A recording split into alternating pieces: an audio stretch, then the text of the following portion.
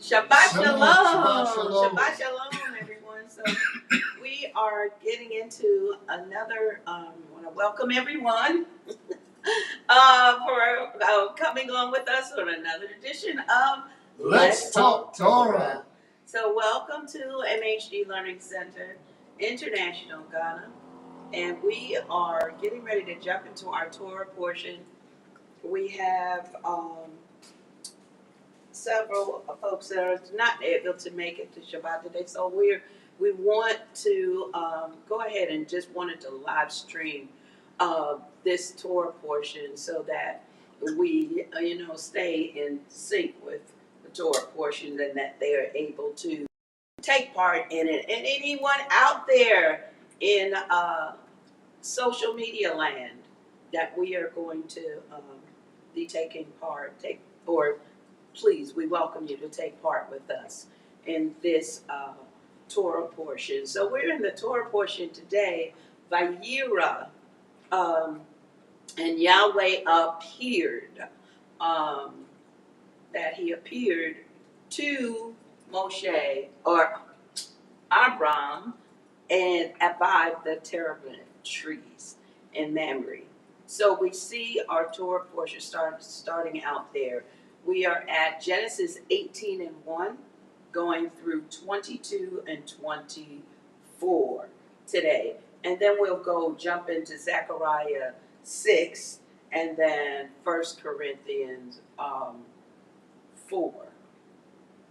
So that's where we will be studying from today. So come on and go along with us as we get into this discussion of the Torah portion.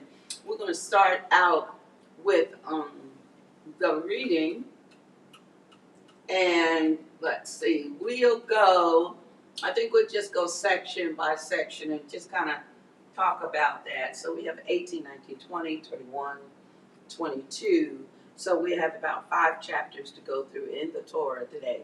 So we're going to try to go through thematically. Hopefully we can do it effectively in that way so that everyone will be able to keep up with us.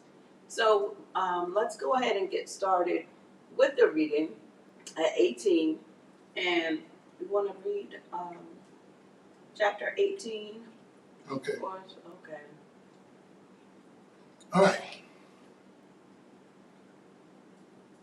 Bereshit, or Genesis chapter 18, verse 1. And Yahweh spoke, and Yahweh appeared to him by the terebinth tree of Mamre while he was sitting in the tent during the heat of the day.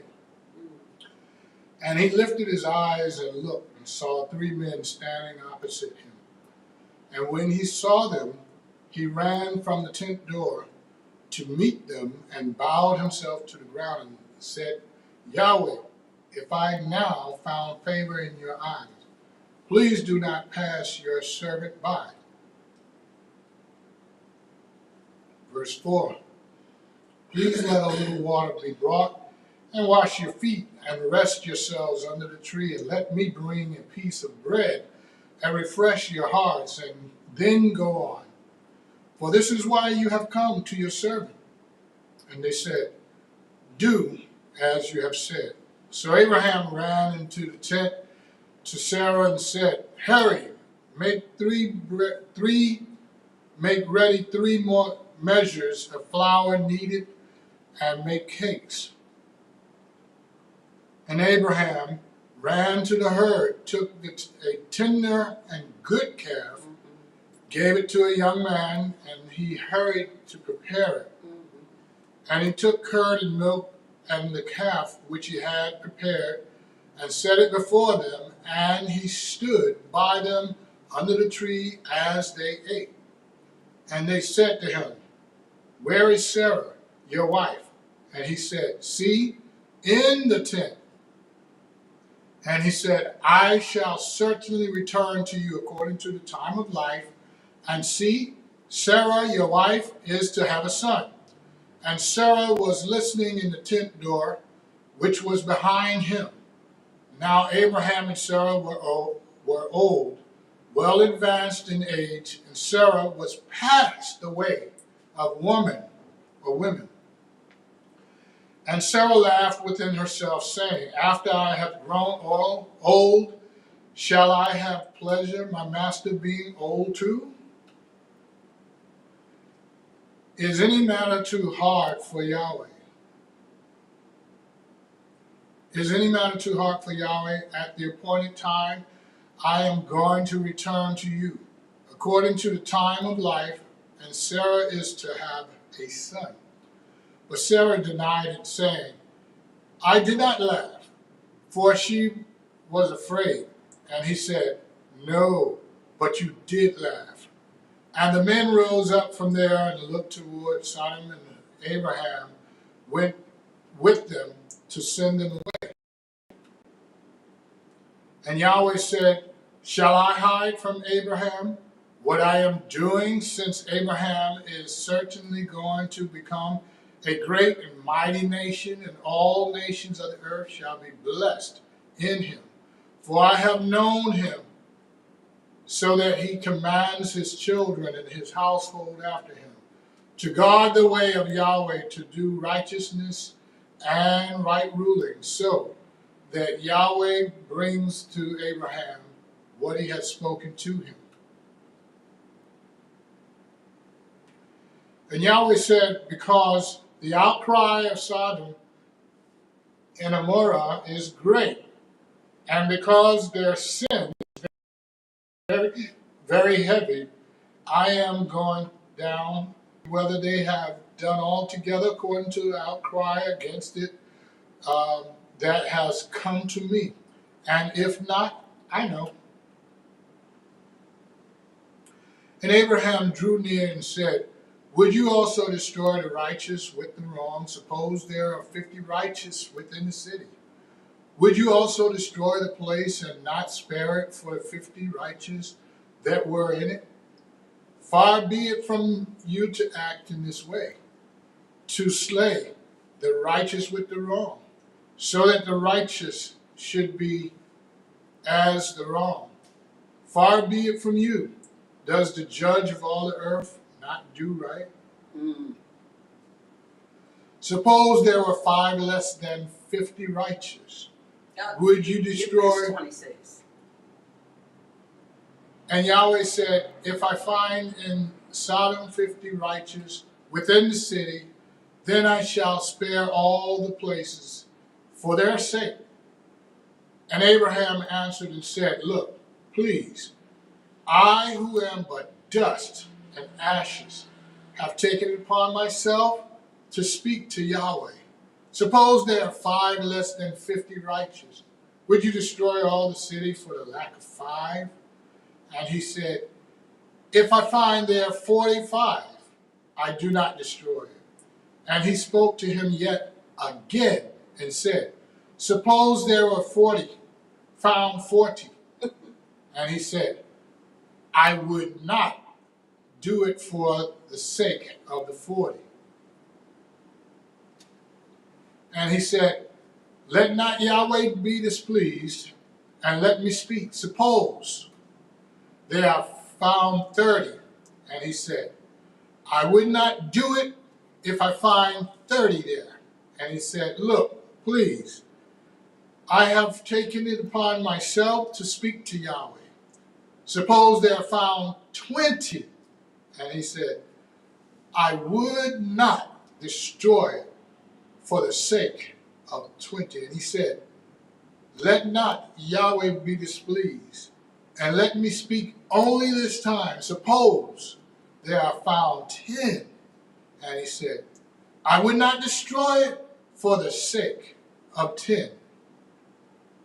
Then Yahweh went away as soon as he had ended speaking to Abraham, and Abraham returned to his place. Mm. Hallelujah. So we see starting out that this is Father Yah, who is one of, along with the messengers. So it says that it's 3 of them. One of them, he distinctly, Abram distinctly calls Yahweh, the Most High. So it's apparent that what comes out to me is looking at it says, has he seen Father Yah in this way before, in this form before? Because he knows. And he says specifically, Yahweh, if I've now found favor in your eyes, 18:3, please do not pass your servant by. So it makes me wonder if, knowing specifically when he says in 2, he lifted up his eyes and he saw 3 men standing opposite him. And he identifies one as Father Yahweh, that Abram has seen this figure and known that it was Yahweh before. So then he goes on and he offers, for him to wash his feet, and then also to give them bread, to give them something to drink, to offer them something to eat. And they go on and they said, that's fine, do as you have said. We know that as I go through Torah versus Halakha, we went through the Torah of eating, and right now we're going through, getting ready to go through part 2 of the law of consumption. So here we see that there is the Torah of, when we go into Exodus, when we go into Devarim, I believe it's also in Numbers where it talks about do not cook a kid in its mother's milk. But we know with modern day Judaism, they will not mix meat and dairy together. And they try to use that Torah to justify their thoughts on it. But we call this, that's something that we call in the study of the Torah as fences. That they put a fence around that Torah, do not cook a kid or baby goat or baby cow in its mother's milk. They put a fence around it so that they don't put any meat in any milk or any dairy. They don't mix dairy and meat together. So that's called a fence in the Hebrew thought. That if you put a fence around it and you get to the fence, then you don't break the Torah. That is within the fence area. But we know that it distinctly says in that Torah, just quickly, that you have to know whether that kid is from that mother. And then you don't cook that kid or baby goat, baby calf, whatever it is, in its mother's milk. But if you don't know it, they just kind of err on the side of caution. Just don't even do it. But we see here where when Abram goes and Sarah prepares this kid and this goat, they do take of it and they eat it. So we see she prepares it, and it says in 18:8, and he took the curds and milk and the calf, which he had prepared, and set it before them, and he stood by them under the tree as they ate.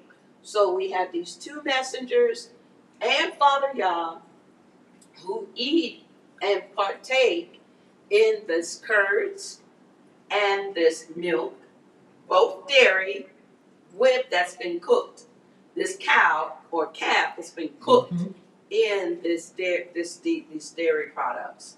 So we know that Father Yah is not going to break his Torah, and we can probably surmise that calf did not come from the milk of the mother, because he gives us the Torah later on that as they are at the foot of Mount Sinai, it says, "Don't do it." It's an abhorrence to him, and it also is like it's like you already have to eat the calf, so don't cook the calf in his mother's milk.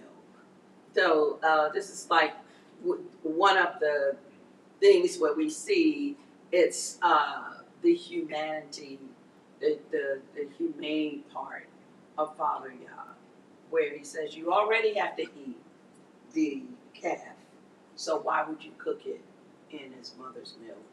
But it doesn't give us a prohibition to not cook any meat in the milk. So I just wanted to make that clear right there. But the three of them go and they do eat, and then they begin to ask for Sarah, his wife. So I thought that part was interesting, that they called out and asked for her. And it says, they said to him, "Where is Sarah, your wife?" So we see, as they are saying, "Where is Sarah?" The three of them call out and ask for her. And I guess maybe so that they can go ahead and bid this blessing on her. Rabbi. Another thing I see interesting about that same verse, eating the curd and the milk, is that I just drew a blank. Okay. That's called the senior moment. Oh. There's another scenario that gives the same thing with the bird and the egg. I was going, yeah. Bird and the egg. Right. Where he says, take either the bird or the egg. Don't take them both. Because basically, if you take them both, where is the replenishing of it? And so, if you take the egg, the mother away. Yeah. And then take the egg. Then that way, as well as the scripture said, as well with you, and the mother will have more eggs. But if you take the mother, right, then allow the egg to grow through its cycle, and if it, grows and have more eggs, so in this way we're not reducing the supply that Yahweh has given us.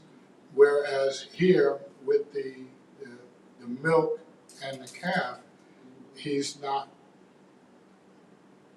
exactly the same in that you're destroying both the calf and the cow or the milk, but it's insult to injury where you are taking a calf from that mother and then cooking the calf. And so that would be insult to injury. Yeah.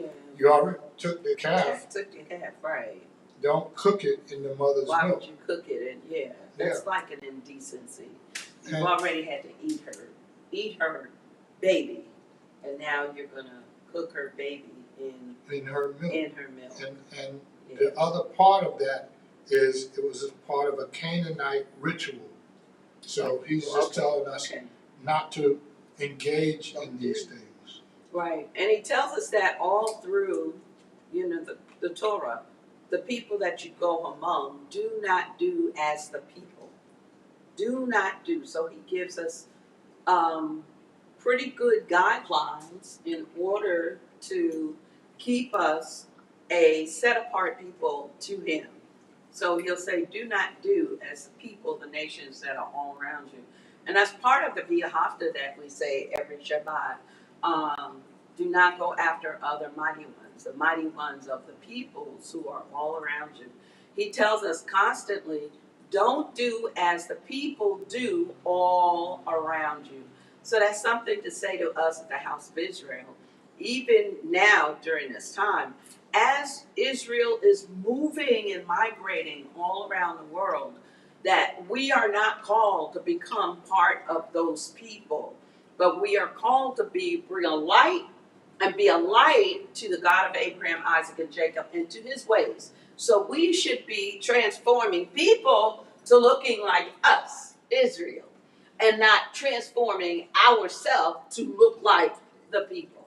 So it's really important that we get that understanding, and then we get that under our belt and know that we can go and visit many nations and see many things. It's just like when we went to Egypt. Egypt has a ton of gods.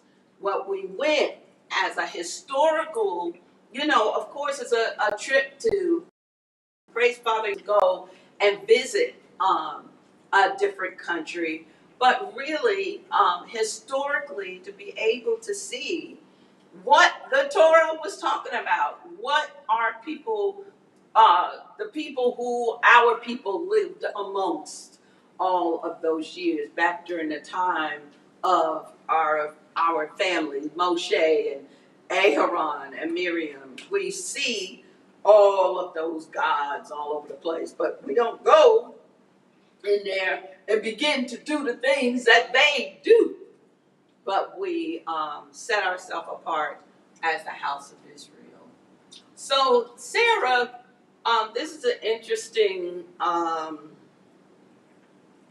encounter with Sarah, that they asked for her, and that they say, when we certainly, I shall certainly. So he, I guess Father Yah is Father Yah, the he that is speaking. I shall certainly return to you according to the time of life. And see, Sarah, your wife, is to have a son. He's excited about it. And Sarah listening at the tent door behind her, and she's like, yeah, really, and she laughs within herself and like, now that I'm grown old, I'm going to pleasure my husband and have pleasure that my master is old too, and that we're going to have a child after all these years. So there is that, questioning of, is this real? Could this really be happening? And then it says, why did you laugh? So Father then says to Abraham, why did she laugh? And of course, Sarah was like, no, I didn't laugh. And he said, yeah, you did. You laughed. But it's okay, because when I return here this time next year, you're going to have a son. Mm-hmm. So this is a promise of now. They are out. She's got to be probably about 74 at this point, because she has him at 75. Isn't it 75? 65. 60. Wait a minute. When she 1 has year him, out. when she has him, she's Abraham is 100. It's 100. She's 90. She's 90. Okay, so anyway, I don't know why I thought she was 25 years. Okay, I don't know where my brain went with that, but she is 10 years younger than Abram. So at this point, she's 89, and at 90, she has Isaac, Yishak. And then we see Abram or Abraham being, at this point, 99. And when he's born, he's 100. Mm-hmm. So, you have anything, anyone you want to bring out in this point before we get into Sodom and Gomorrah and get into chapter 19? Any points, any questions? Emmanuel, you have any questions? You're good. Okay, so let's go on. So now there's this outcry from these cities in the plain. Now it's interesting that only 2 of the cities are mentioned, but there's actually 5 cities in the plain that Father Yah is focusing on and that he's going to destroy. Sodom and Gomorrah are like this twin city. Remind me of, when you said the twin city of Charlotte, North Carolina, twin city of Chicago, that also here, we have a twin city, what is it, Secundi and Takoradi. They are right there next to each other. So a lot of times when you say Takoradi, people would just put the two of them together because they're right there next to each other. It's kind of the same concept of a twin city. So Sodom and Gomorrah is a lot like that. Thinking of where they are in geographically, geographic perspective of them, I believe. And the sin is very weighty and very heavy. So if you take your time and look through the book of Yasher, Yasher gives a story about Sodom and Gomorrah and how corrupt they are, and how even judges are corrupt. And there's one scenario in specifically that talks about a man hitting another man over the head with a brick. And the man's head, he begins to bleed, and the man who is hit goes to the court system and is suing the man for violence against himself, assault. And the man says, I did him a favor because I bled his head. Like there was something wrong, with him, and that he made his head bleed. So the judge tries the man and says, this is the thing, because that man is a stranger within the city, they would just do horrible, bad things to strangers and people who would come, foreigners, into their land. Mm-hmm. And they would do things to try to get money out of them. So this can happen in many places, many lands. You're a stranger, and people feel like it's a money grab on you. So we sometimes deal with that over here in Ghana with people saying you're a foreigner, let's get some money out of you. So this is what happened with this man in Sodom and Gomorrah, and it ends up where the judge actually finds in favor of the gentleman who hit him. So Father Yah, this is one of these foul things that he sees in these cities, and he is feeling like this is corrupt, and the city is crying out. The people of the city are crying. These 5 cities in the plains are crying out because it's just evil and corrupt. But then we have, as we can see, Abram now speaking concerning or Sodom and Gomorrah. So who is living in Sodom and Gomorrah at this point? Do we know who's living in Sodom and Gomorrah? Lot. Yeah, Lot. Lot is living there. And Lot is Abram's nephew. So Abraham is trying to save Lot and his family. So he's trying to do it kind of go about a roundabout way, but it's like he's going to Father Yah and saying, okay, if there's 50 men, if there's 45, if there's 40, if there's 30, what about if there's 20? And finally, Father Yah says, look, if there's 10, I won't destroy for 10.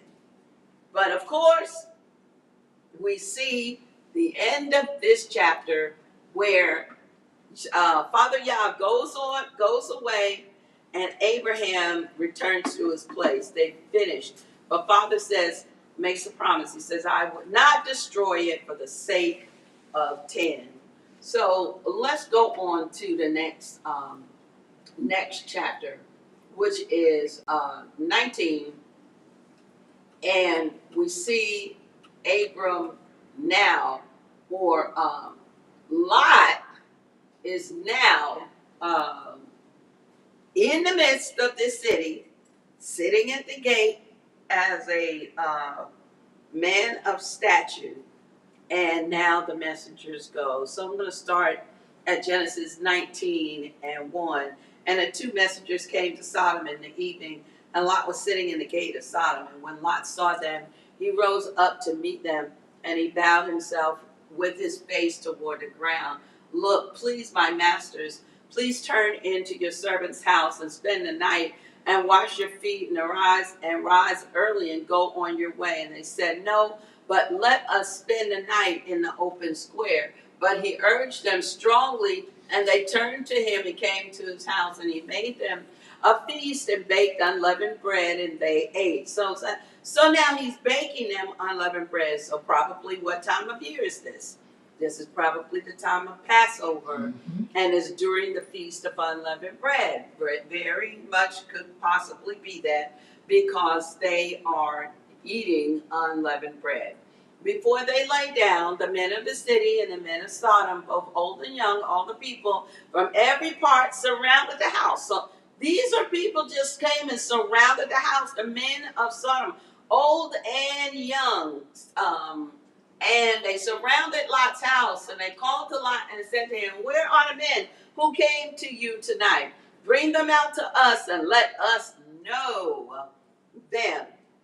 So, and I'm going to go back to this scripture right here, this to know them. So Lot went out to them through the doorway and shut the door behind him and said, please, my brothers, do not do this, do evil. Look, please, I have two daughters. So he even tries to offer his daughters who have not known a man. Please let me bring them out to you, and do not do to them as you wish, only do no deed to these men, because they have come under the shadow of my roof. So that sounds a little harsh too. We're going to go there later. But they said, stand back. They said, this one came into sojourn, and should he always judge?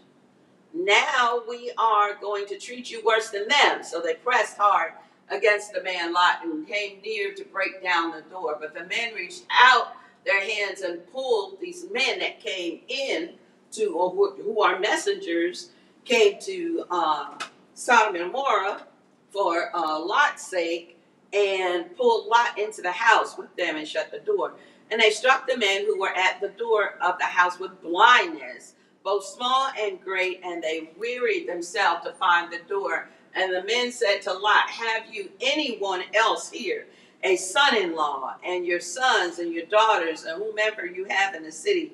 Bring them out of this place, for we are going to destroy this place, because the cry against them has grown great before the face of Yahweh, and Yahweh has sent us to destroy it. And Lot went out and spoke to his son-in-laws who had married his daughters and said, get out of this place, for Yahweh is going to destroy the city. But to his sons-in-law, he seemed to be as one joking. And when morning dawned, the messengers urged Lot, hurry, saying, get up, take your wife and your two daughters who are here, lest you be consumed in the punishment of the city. And while he loitered, the men took hold of his hand and his wife's hand and the hands of the two daughters.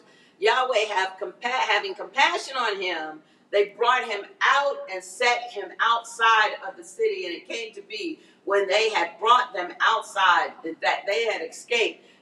They had said, escape for your life. Do not look behind you, nor stay anywhere in the plain. Because all of those cities were the 5 cities of the plain.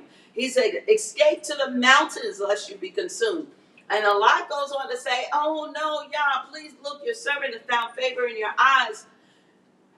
You have increased your loving commitment, which you have shown me by saving my life, but I'm unable to escape to the mountains lest calamity overtake me and I die. So they told him to escape. He says, I can't make it out there. Look, please, this city is near to flee to, and it's small. Please let me escape there. It is not small matter. Let my life be saved. And he said to them, look, I have favored you concerning this matter also, without overthrowing this city for which you have spoken. Hurry, escape there, for I am not able to do any deed until you arrive there. So the name of the city was Zoar. So Zoar was one of the 5 cities of the plain that was supposed to be demolished and destroyed with the other 4 cities. But he decided not to destroy that city because that's where Lot begged him and asked him, please let me run there, because I think we can get there a little faster than we can get to the mountains. And so Father Yah allowed them to go there. Then the sun had risen up on the earth when Lot entered Zoar, and Yahweh rained sulfur fire on Sodom and Gomorrah from Yahweh out of the heavens. So he overthrew those cities and all the plain and all the inhabitants of the city and what grew out of the ground. But his wife looked back from behind, and she said, it became a pillar of salt. And Abram arose early in the morning and went out to the place where he had stood before Yahweh and looked. He towards Sodom and Gomorrah and toward all the plain, and he looked and saw the smoke in the land, which went up like the smoke of the furnace. Thus it came to be when Elohim destroyed the cities of the plain that Elohim remembered Abraham and sent Lot out of the midst of the overthrow, when he overthrew the cities in which Lot dwelled.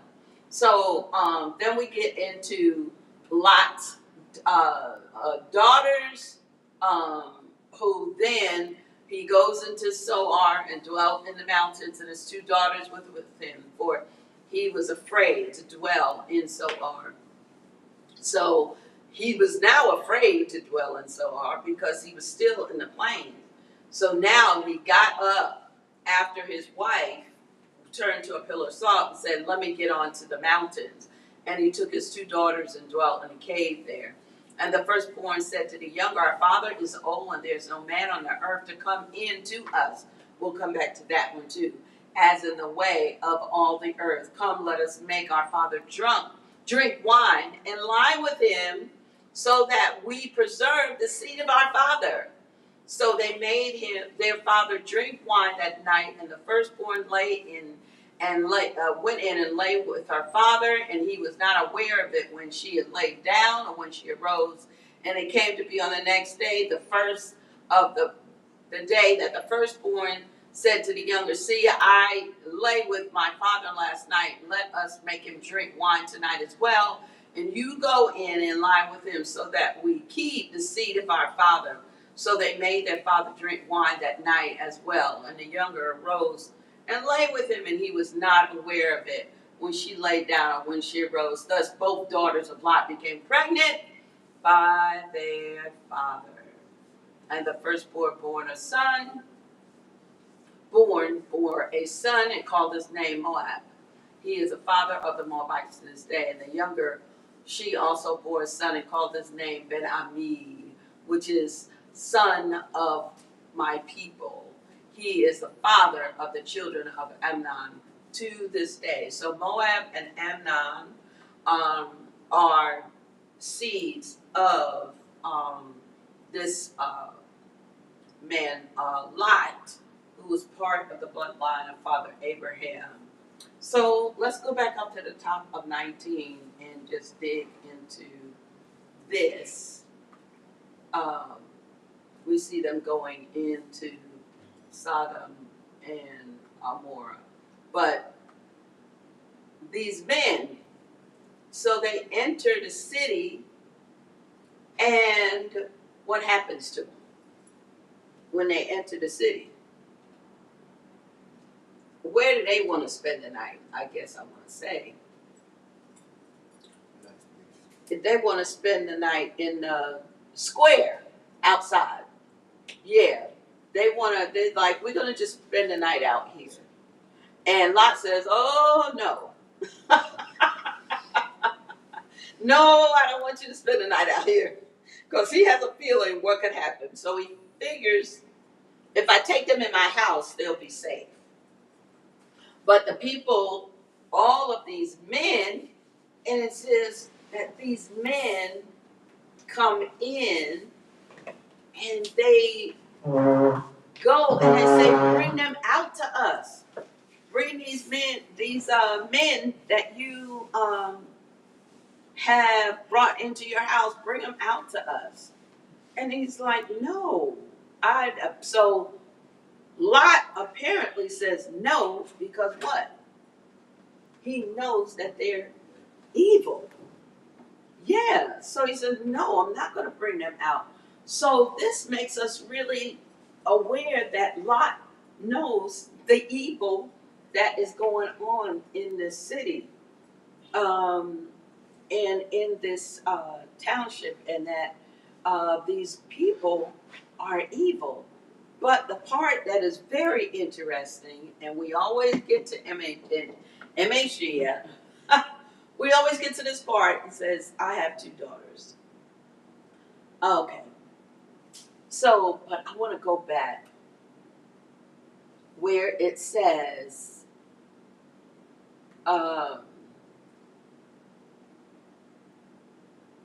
so we know them. He says, let us, okay, 19 and 5. So let's see, I'm going to go to, hopefully I can see it well enough. Here. And let me go up. Where it says, know them, 19 and 5.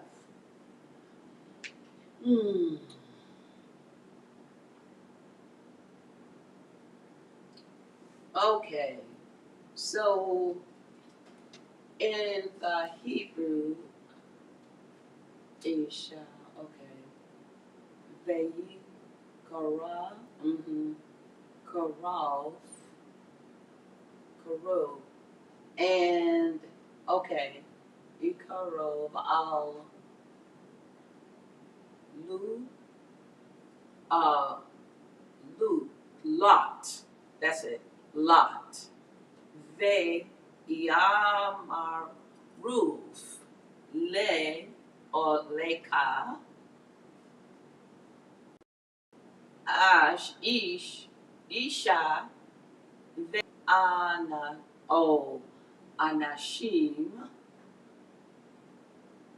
Asher, Lebo, Alika. So I'm looking for that word so we may know. Here it is. I'm trying to see if that is the word halala. Ve'it si if it's that word yada. Yes, it is. Ali neka ve venedaa. Venedaa. So the word is yada right here. So that word to know, right? Let's see. Yes, that's it. So Venadaa, which is yada. The word to know, so we can get to know them, is the word yada. And that word yada in Hebrew is not just to know someone, but it is definitely to know someone by experience, in a very asexual way, or to know someone not just known as a person down the street, but yada means to know someone, or as in have a sexual relationship with. So it's the word that is using there. That's why I wanted to go there to see what word it is using, so we see what they're saying, so we can let us get to know them. And Lot immediately says, shuts the door behind, no, please don't do this, because this is evil on what you're asking for. But the sad part is that then he offers his daughters. But we had I remember a discussion about this because he knows these men and he knows that they don't want a woman. They want these men. They see these men and they want these men. Mm-hmm. And I believe, and I guess y'all can say what y'all think. I believe that's why he offered his daughters, because he knew that they would not accept his daughters. His daughters have been living with him there. I mean, they've been living there with him. So why would they want, if they wanted one of his daughters, they would have went and asked for their hand in marriage or whatever time before. But he knew that they were not they didn't want his daughters like that. They wanted the men who they saw. So y'all, what do y'all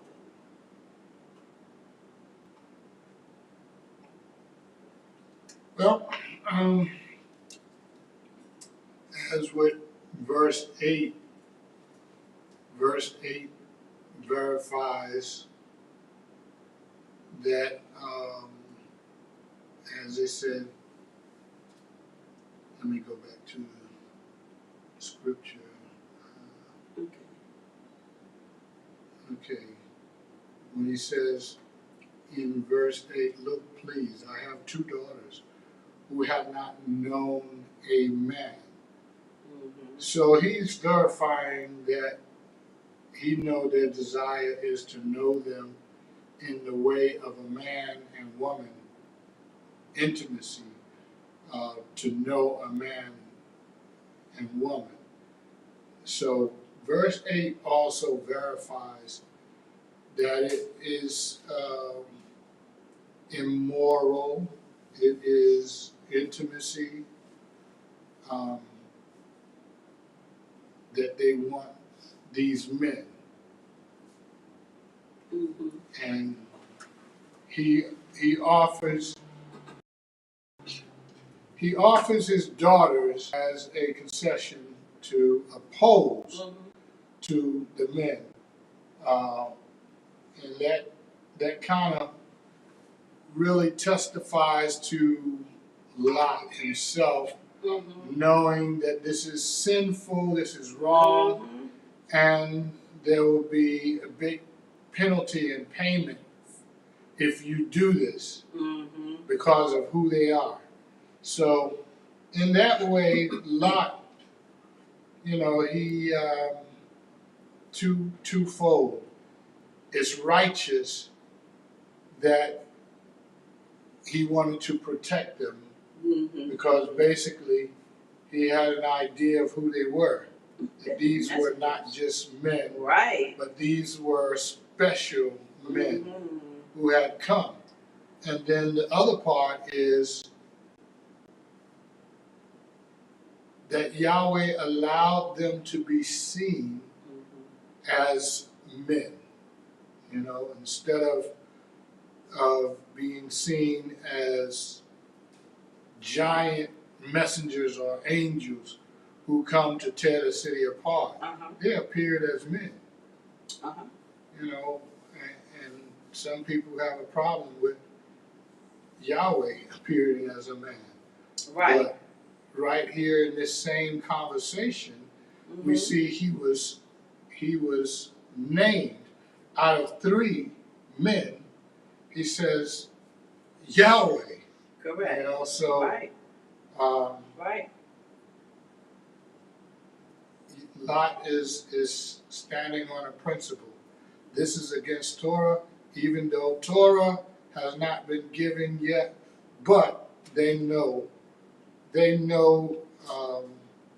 covenant that Abraham had went into.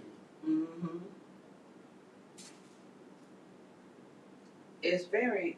Move the mic, mouse again.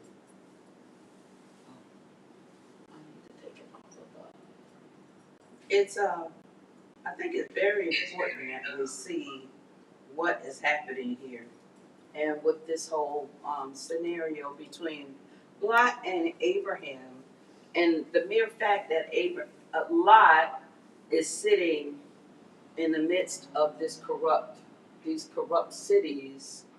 But I think that it also gives us a vision of the world that we live in today. I mean, who can say that they don't live in amongst corruption? You know, it's corruption everywhere, everywhere in the world. It is. And even with our brethren in the place where it's supposed to be, they claim, the most holy or set apart city in the world, which is supposed to be Jerusalem, there's corrupt government there and corrupt people there. Mhm. So we see this as Lot really being kind of like a type and shadow, or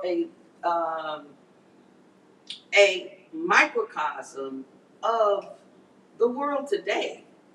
That we are set apart as righteous people, but we still sit amongst unrighteous men and unrighteous people, people doing unruly, unrighteous things. And that Abraham and Lot, find themselves in these situations because they are, in Abraham especially, because he is clearly set apart to the one true and living, God or Elohim of Abraham, Isaac, and Jacob. So there's your difference of your people. Anyone, you want to bring anything else, Emmanuel? Have anything you want to? No. Okay. Then, as we see them escaping, so the sons-in-law, thought that he was joking. He had sons-in-laws who married his daughters, so we know that there are men who are heterosexual there and who do like women.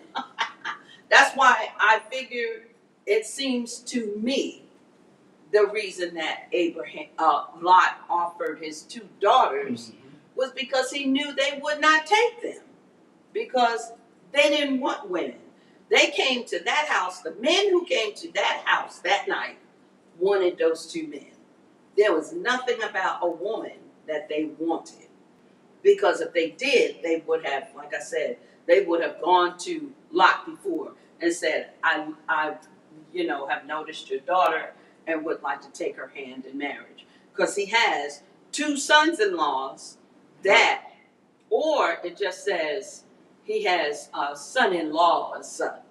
It doesn't Plural. say how many, but it just says plural. That they are, so he has daughters who are married to men, but they think he's joking. They don't take it seriously, so they think he's got to be joking that Yahweh's going to destroy the city. Why would the city be destroyed? So that gives proof to that are men. There are men in the city that would want women, but apparently those men are not the men that showed up at Lot's door. They did not want women, and I think that's why he felt comfortable within himself offering his daughters. I don't think any man would offer his daughter out into something destructive. Just say, I'm going to throw my daughter out there. I don't think that any man, no man that I know, I guess there are some men that may, who would offer their daughters into a life of, into destruction. But I think at this point, he's thinking, let me do everything that I can. And because these men don't want women, they want men. And then as the city is being destroyed, they say escape, because now they know that they're there to try to find these 10 righteous men. Mhm. And so they can't even find 10 righteous. So they say the city is going to be destroyed. So the cities of the plains, so get out. Zoar, as I was saying earlier, is one of the cities in the plain that was supposed to be destroyed, but it was saved because Lot asked, I don't think I can get to the mountains. Let me go to Zoar. So it looks like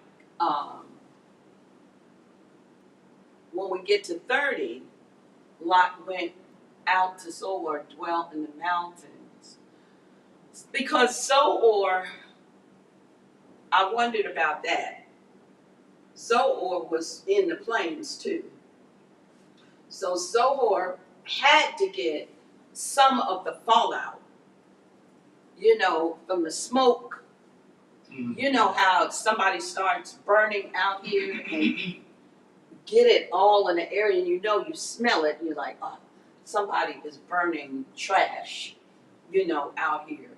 So that I can only imagine the smell of sulfur burning, and that he was like, we can't stay here in this area. His wife has already turned to a pillar of salt. So he knows and there's nothing to go back to. But now he's still in the plane, and it says, let's get on out of here because the smell is too great. The smell of sulfur can be asphyxiating. It can be, it can take your breath away. One time when we were living in Washington D.C., and we had this big, huge wood doors, beautiful wood, like old dark mahogany wood, and we were taking whoever lived in the house had painted over the wood. So we wanted to get the wood, restore the wood back to its natural look. And so we started using like a flame with some paint remover or something. Yeah, Just a it's little some flame. type of acid. Yeah, strip. to strip it and to get the paint on. And while we were in there doing it, we put too much of the stuff on there, and the whole thing went up and started burning. And the smoke, I remember the smoke just immediately just grabbing your throat and making you feel like you can't breathe. You take in that one breath, and it's like, that's how people die from asphyxiation in a fire. That you can't breathe. The smoke takes all of the oxygen out of the air, and so you can't breathe. So your lungs get caught up get filled with smoke. So I'm imagining that it was that bad in the plains, and Zoar was right there in the plains. As I said, they had to get out. So now they're running to the mountains. But they see everything is on fire. So one thing that we know is that this is not a whole lot of generations from the flood, where Father destroyed the earth by water. And then he said, it's going to be, next time I will not do it by water, but it'll be by fire. So the daughters are thinking, this is the whole earth is being destroyed. This is what I can see as their justification to replenish the earth, because now, and keep our Father's name within the earth. Because that's what it's always about from a Hebrew perspective. Mm-hmm. That your name be continued in the earth or in the house of Israel. That your name not be blotted out. So they sleep with their father, and so that they can have children, because they think everything is destroyed. Not realizing The whole world is not destroyed. It's just the plane. So I can only imagine what they saw it as, and thinking maybe that was their thought. But according to the passage that we just read by, Mm-hmm. I think we said there were 5 towns. Yes. So probably there should be people in that town too. Or In Saor. Yeah, it seemed like there should have been people there too. Right. So why would they think it's just my father? but they were having their own mindsets. Now that's a good question, but they wouldn't be of the house of Israel. They would be people from that city. And maybe that's why they felt we shouldn't get with them, But because that would taint the line. even if they're like different tribe that they don't have to get along with, they could go back to Abraham's place. Mm-hmm. They could. Well, I think we have to lean more towards the past. The past presented water and flooding. That's a good point. And so the flooding took out everybody except for 8 people. Mm-hmm. And so Maybe they're thinking that Abraham's place doesn't exist anymore. now the thought is the Most High is not pleased with us because this, fire is coming down. And so he's going to wipe everyone out again. Mm-hmm. So, like you said, this time period is less than it's about 300 years, less than 300 years, of which we really know because Abraham was born in 1948, Uh-huh. and that's from Adam. The flood happened in 1656. So it's right about 300 years, and Mm-hmm. the thought is Most High is angry again. Uh-huh. So we can't really we are not going to be able to marry. They're living in a cave. They went there and hid away in a cave. So they don't see people. They don't see population. All they see is Yahweh is, getting ready to knock down everybody. So they didn't have time to go out and, on the safari or discovery Mm-hmm. to see if there was anybody to survive. They Right. saw the smoke. Right. They saw sulfur or fire. Right. They hit the cave. Remember, they didn't just walk there. They were taken by messengers, and the messenger took them and put them in a safe place. The safe place was a cave. There was no one else in there. So, with that said, what did it look like to them? It was frightening. It was, Yahweh destroyed the earth once with water. Now he's destroying it with fire. Mm-hmm. They didn't have a timetable. They didn't know when this was going to take place. They just knew it was going to. Okay. So I think that's more the viewpoint we have to look at, because number one, they were concerned about their father's seed. Uh-huh. They said, no man, no one to preserve our father's seed. And they know that had they married or took husbands, their father's seed would be preserved. So that in their eyes, there's going to be no more men. Yahweh's Uh-huh. getting ready to get rid of them all. He's not happy. Right. But to that point, when we look at this whole situation, that it's hard to judge where their minds were, because there was so much going on. You know, I can only imagine them being in a situation where they've seen their mother turn to a pillow of salt. First of all, they see the whole dynamics of everything. The men coming after those men of the town. Their father saying, "Take my daughters instead." You know, then the messengers then saying, "Get up, get out of here." Us having to rush it. So their whole life is completely changed at this point, to where they are not able to. I don't know if they're able to think properly, think on No, their feet. It's a lot going on. There's a whole lot of moving parts they with see this current situation. situation, present, what is Right. happening. What is happening right now.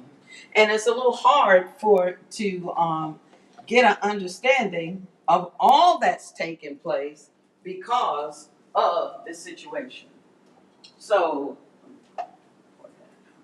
um, it's just so to that point of why didn't they run, like Emmanuel asked, why didn't they just go back to Abraham's family? Um, and they probably thought that all of that was Everybody was destroyed. affected. Yeah, Mhm. because that's what Abraham thought.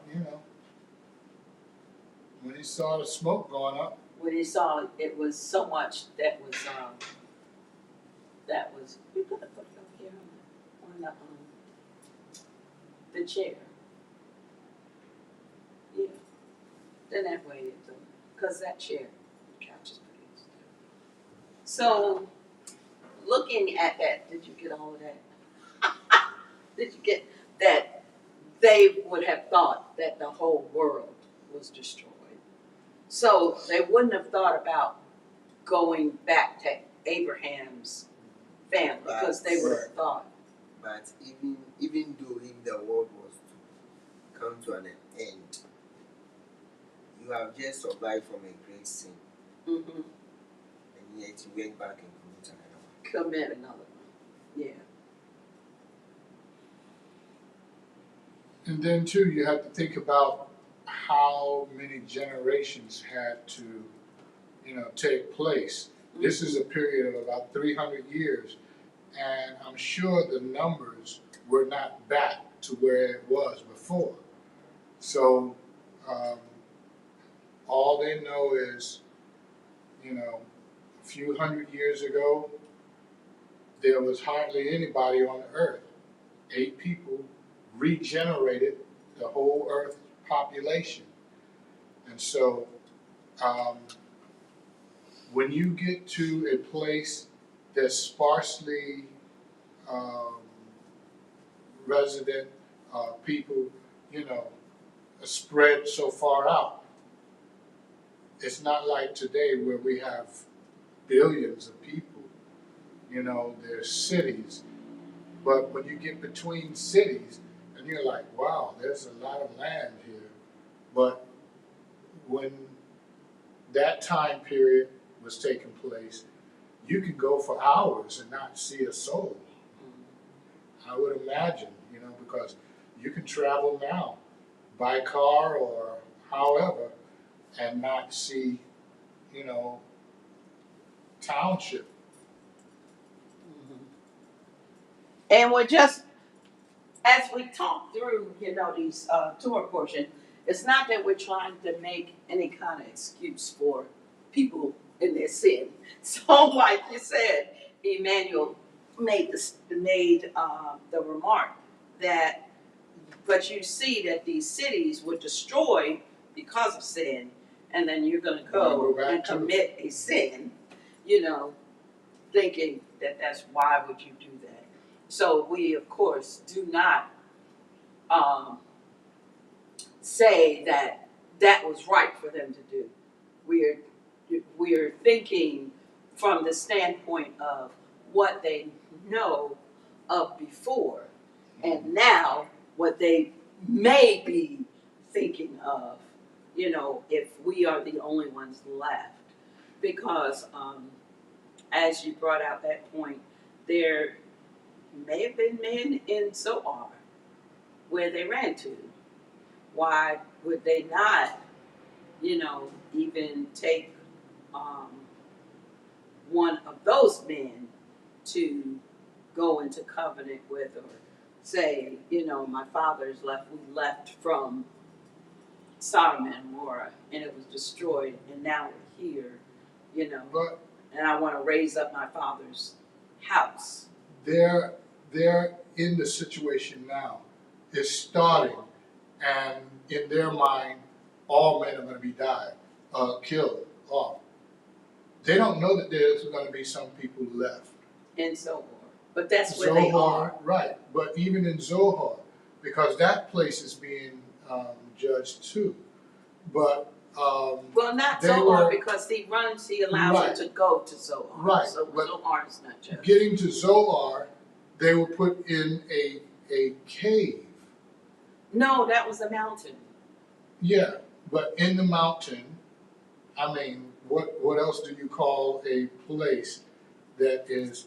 It's not No, Zoar is in the plains.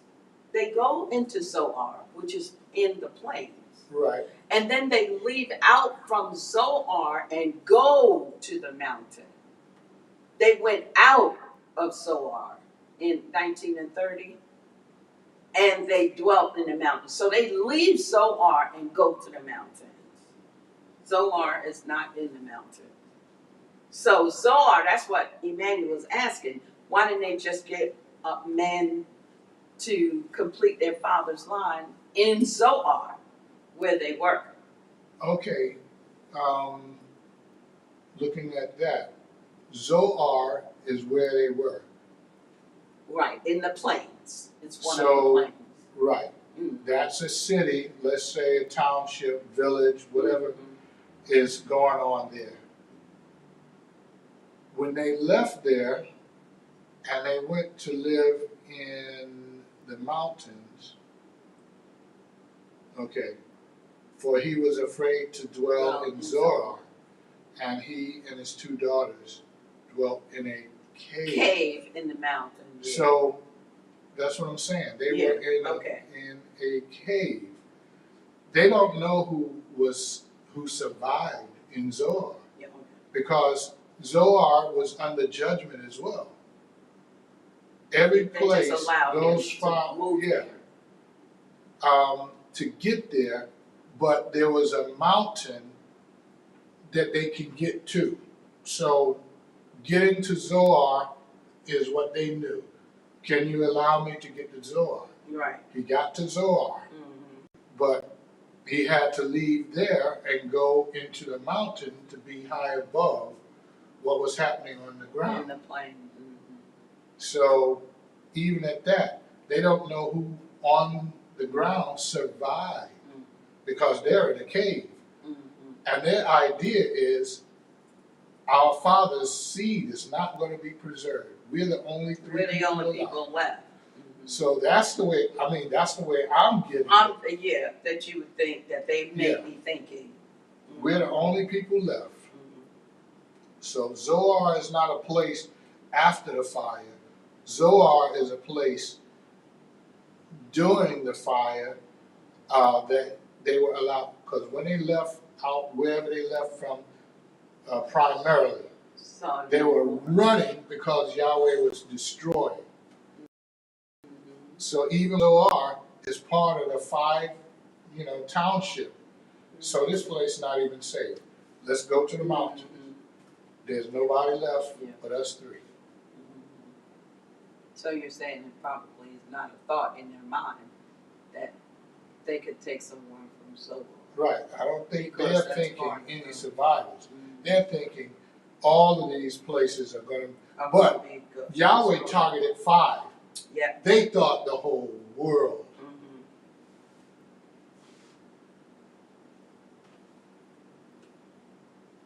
And as we see, they then had children, and we see the first one, Moab, the Moabites, And then Ben is son, and Ami is my people. So son of my people. She calls the Ammonites, um, children of Ammon, children of Moabites. This is why in the Torah too, that father tells, because the Moabites become what the Egyptians, is it? Not the No, not the Egyptians, Egyptian, but but they are some group of people, because he tells them, don't fight against the Moabites, because that's your cousin. right. He tells Israel. Mhm.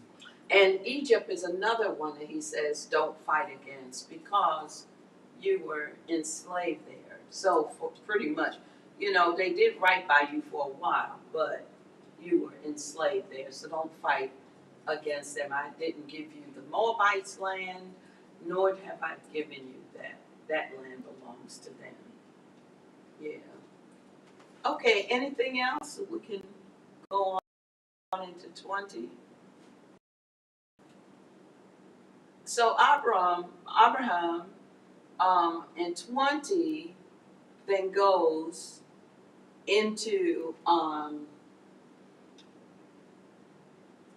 it says he set out from there to the land of the south, which is between Kadesh, that's set apart, and Shur, and stayed in Gerar. And then Abraham said um, to his wife, he said, uh, concerning Sarah, she's my sister. So we see Abraham doing this again. He did it one time before in Mitzrayim, in Egypt, and now he goes into this other city and he says the same thing, the sovereign of Gerar. And he says, she's my sister. But it was, the man had a dream, and he says, you better not lay with this woman in that dream. And Abimelech, and his name, Abimelech. So Abi is my father, and Melech is king. So my father is king. He said, realized in the night that this woman, Sarah, is not Abraham's sister, but his wife. And so he says, look, you can destroy my whole land. Why would you do that? Why would you destroy our land? Because if I had slept with her, that would have been sin against me and against my people. And so, of course, he let her go, returned his wife, and he then returned Abraham's wife not without a scolding, because he says in 20 and 9, in what have I sinned against you, that you brought on me and on my reign such a great sin? You have done matters to me that should not have been done. So what did you have in view that you have done this matter? And so Abraham said, well, I only did it because I thought that you would kill me, since she's my wife, and that you would take her. But it says, but she is really the daughter, yet she is truly my sister. She is the daughter of my father, but not the daughter of my mother. And she became my wife. So that's interesting that he would put it that way, because she is actually the daughter of his oldest brother. Right. And took her in after his oldest brother was killed. And we saw that, I believe it's in chapter 9 of the book. We went over that last week. The book of Yasher tells us that Sarah and Lot were brother and sister, Right. and they were the children of his brother. Is it Nahor? No, the other. Haran. And that's why they came to live with him. And there's only 10 years apart, so between them. Mm-hmm. And so, of course, Abimelech lets them go, but he doesn't let them go without with anything, with nothing. He gives them 20 and 14 sheep, cattle, male, female servants, and he returns Sarah, of course. And he says, see, my land is before you, dwell wherever it is good in your eyes. And he says to Sarah, he says, see, I have given your brother 1,000 pieces of silver. See, it is to you a covering of eyes before all who are with you and before all others, and you are cleared before everyone. So he's saying, this is not your fault. And so everyone will know that you have been given back to your husband, and that I have done no sin in your eyes, and neither have you. So it was then that the city of Gerar was then released from this sin and this plague, because Father Yah had closed up all the wombs of the house of Abimelech because of Sarah. He's like, nobody's going to get pregnant, nobody's going to have any children, because my servant's wife is there. So this was back on Abraham, but Abraham gives his reason why he did that, because his wife was beautiful, and he just felt like the king would take her and then kill him. You have any thing you want to add to it, or any questions concerning it? Well, the thing that I would mention also is that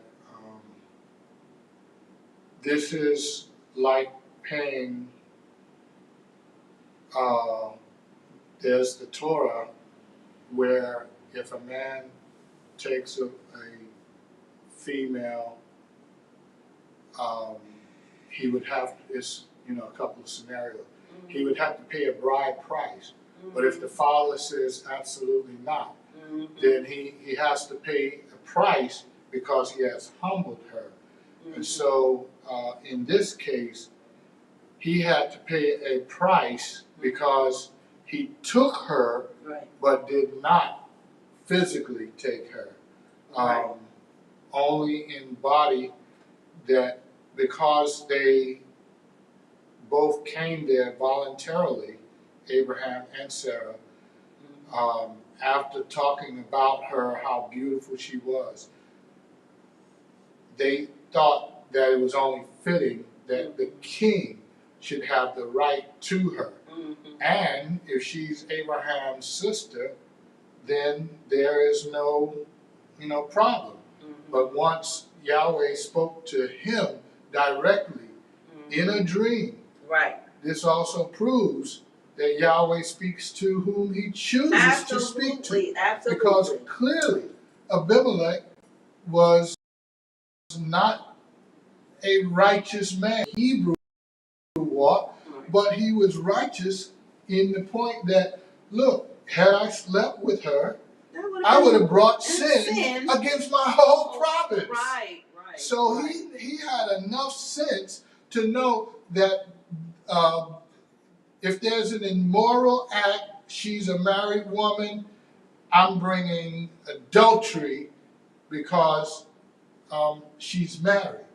So he wanted to clear, and so he had to pay a bride price, not that he humbled her, but because he took her, and to clear her, he paid a bride price. That's right. So this is what's playing out with Israel and the nations, because now they got to pay a bride price because they have taken Israel among the nations, and she has already been spoken for by the father to the son.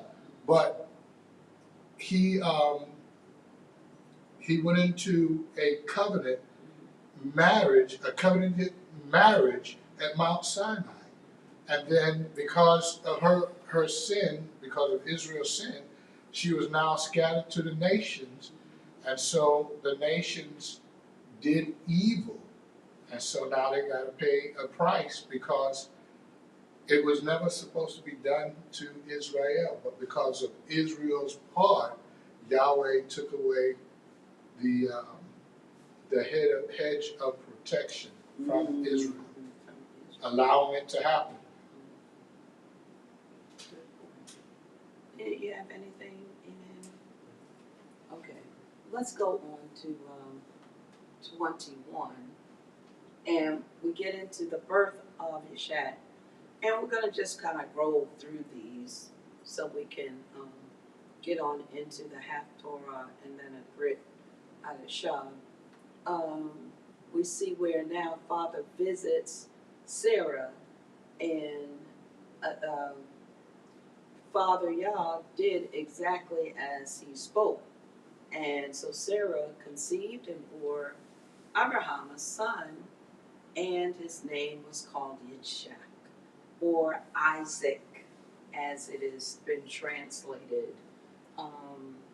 So we see as he is then circumcised, Yitzchak, when he was 8 days old, and we see the timeline.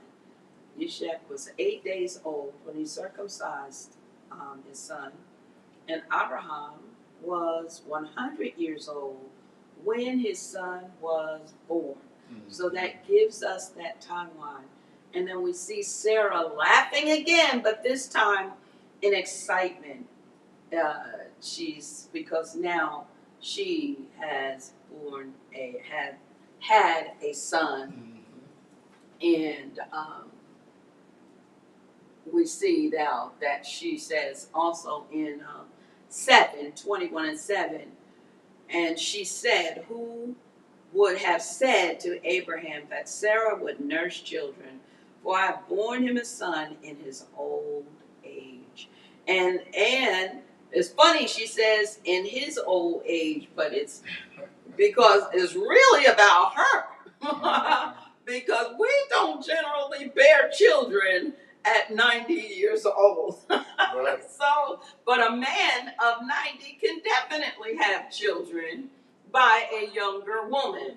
So I think even at this point, I think this is such a good and clear picture of it not being completely about Abraham, though it is, but that understanding that this is more about Sarah, because her name goes into the name of Israel. The name Israel comes from the name Sarah, and that she is the foundation of the bringing forth of the sons to perpetuity of Israel, and the sons of Israel, the people who will reign, rule, and conquer with El. That's where the miracle came in. Even though, like I said, she said on her husband, but the miracle was that her 90-year-old body was able to give birth to a child. After it says, after she's gone past the way of women. So Right. that's saying after she's menopause. Because the way of a woman happens when you, 11, 12, 13 years old. When you begin your ministration, or your time of your menstrual period.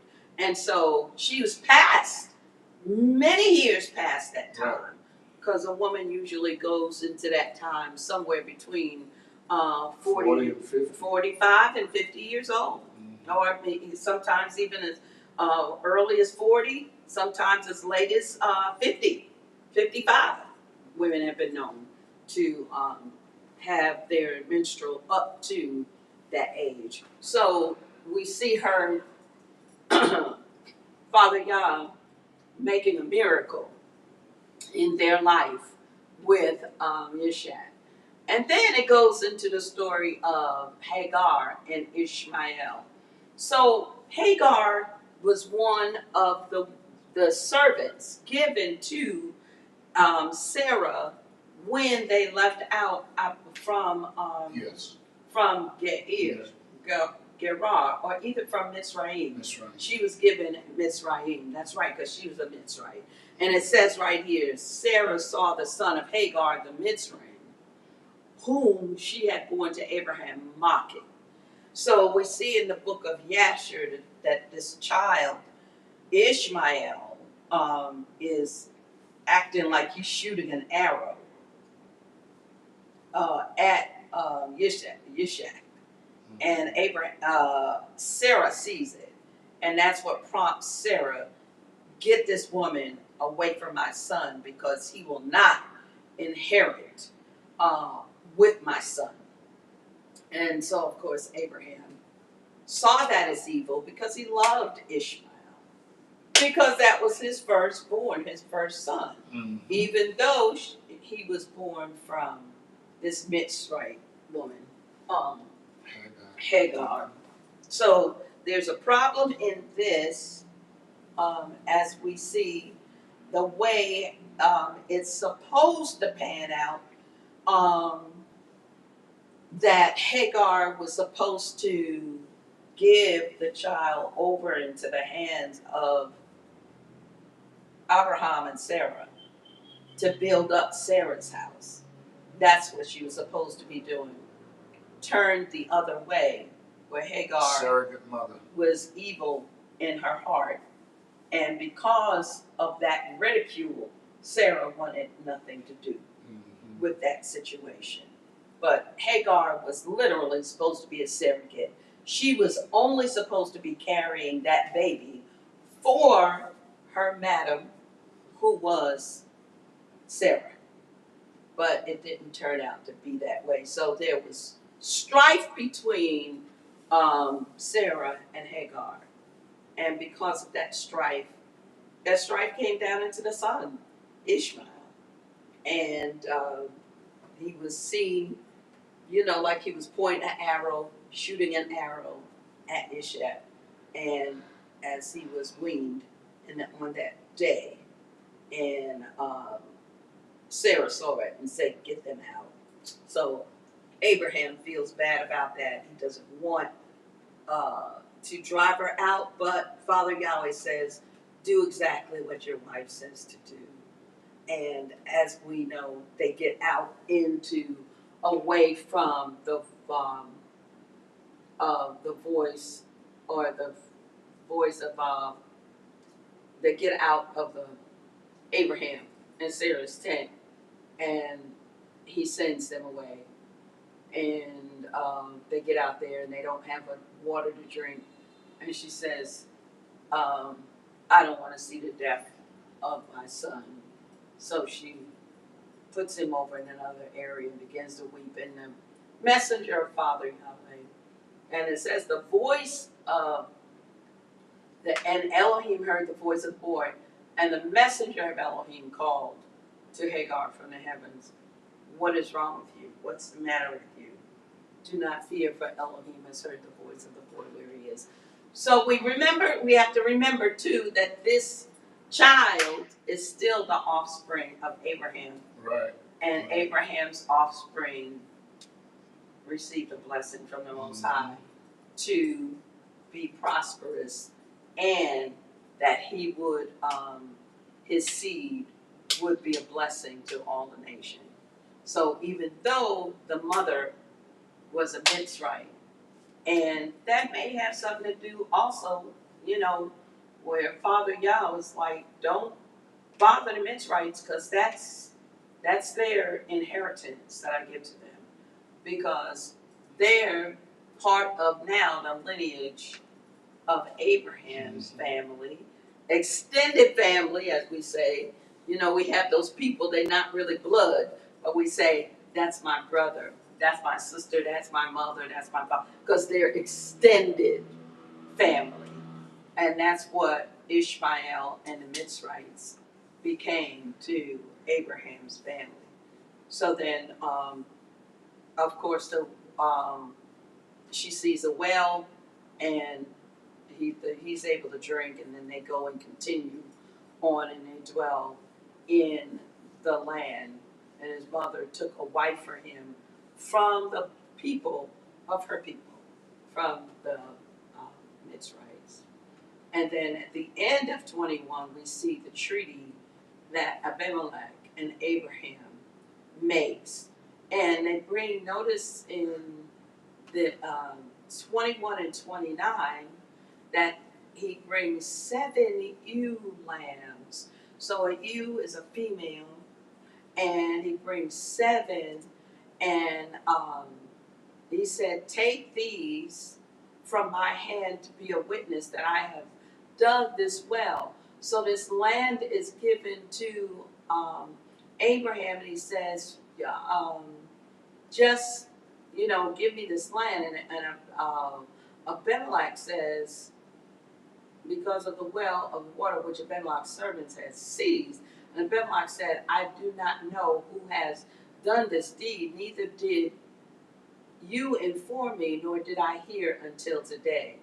So there apparently some of Abimelech's, the commander of this army, saying Elohim is with you in all that you do.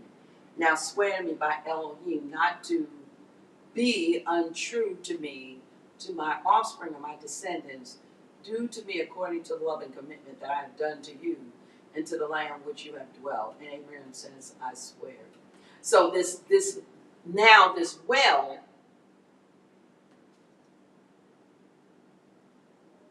let me go on down some.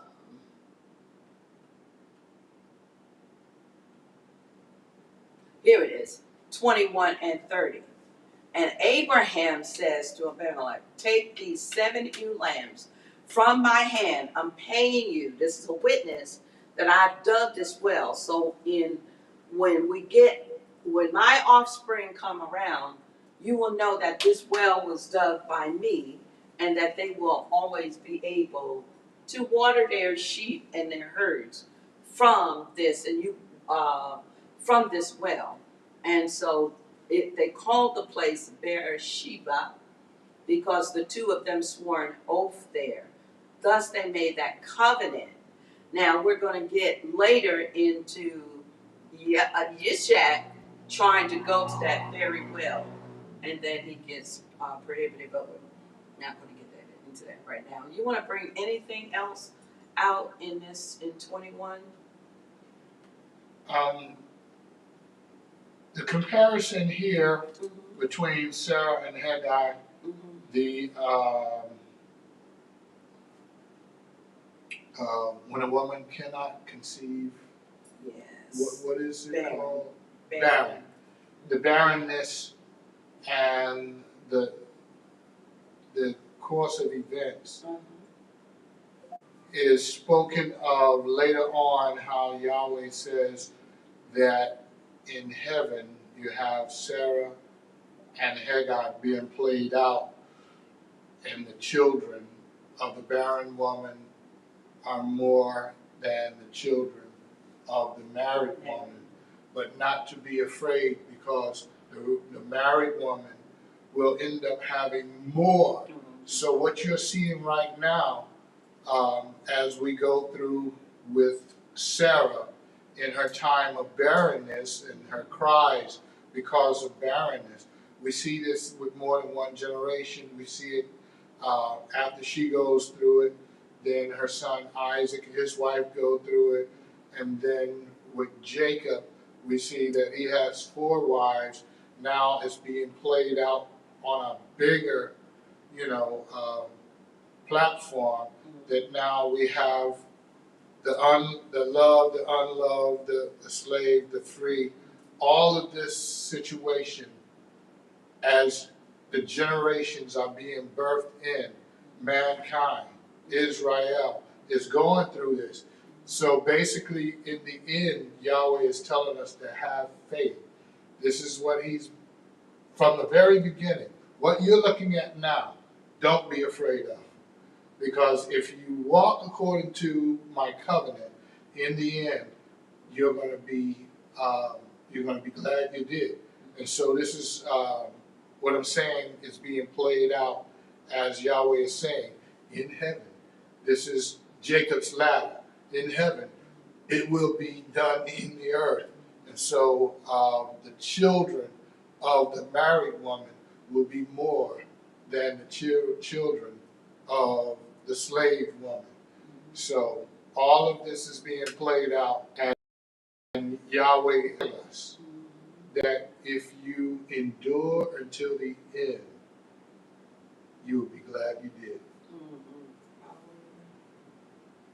It's, I mean, Sarah, there's so much in the scripture, especially concerning Israel, that Sarah's life, that how Israel is and how Israel will become, you know,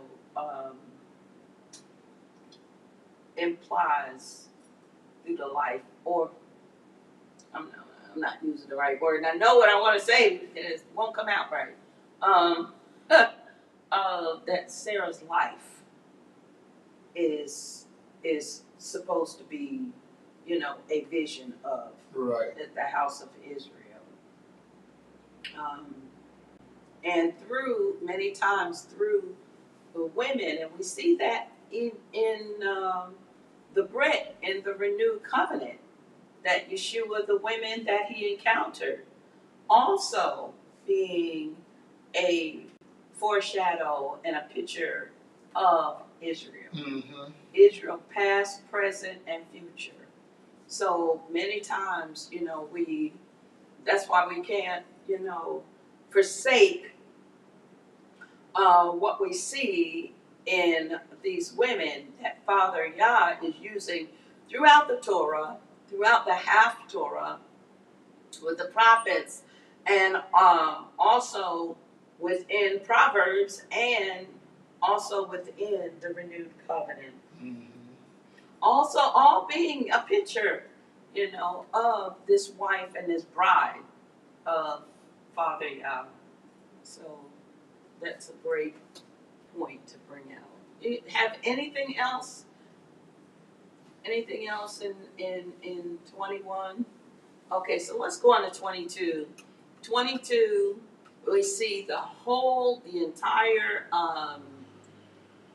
episode with Abraham going to supposedly sacrifice Yishak. And so we see Abraham, my Father Yah, Abraham minding his own business, and Father Yah tells him, take your son, your only son, and go and sacrifice him. Go to Moriah, the mountain of Yah, and I want you to, my mountain, the mountain of Yah, more, that, and offer him as an ascending offering. So there's two things that he's saying here with Yishak. Not just offer him as an offering, but as an ascending offering. So it's not to just sacrifice him, but also to burn him. So for him to be an ascending offering. And Abraham goes, rises up, saddles his donkeys, and then gets Yishak, and he goes on, sees the place in the distance, and he tells Yishak, stay here. And it says boy, but we know that Yishak is a grown man. Mm-hmm. At this point, he is not a boy. He's a young, And even in the book of, I believe it's in the book of Yashar also, where it talks about Yishak saying, Father, tie me tighter, so that I don't move and defile the offering. So he says that to his father. So saying this is the heart of a son trusting his father and trusting Father Yahweh. Apparently I've been called to be sacrificed. But we don't see anywhere else where Father Yah calls for a man to sacrifice a human. So in the Torah, that's not a sacrifice that is included and is acceptable. So this is something that's different, because this is more like what the nations of people do, Right. that they sacrifice people. But Father Yahweh says sacrifice animals. But in this instance, this is something that is out of the ordinary for Abraham to be asked concerning this. And of course, that whole scenario happens where he tells him, tie me tight so I don't defile the sacrifice.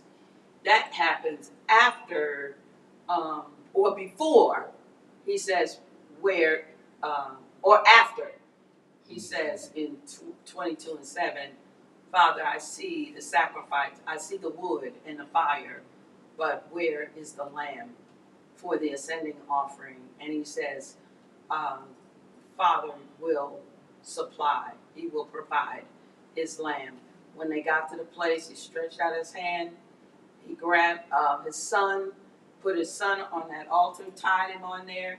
Then by this time, Ishak knows I'm the sacrifice, and that's when he goes through his saying, tie me tight so I won't defile the sacrifice. But then the messenger comes down quickly to stop Abraham from slaying his son and says, don't lay a hand on the boy, don't touch him.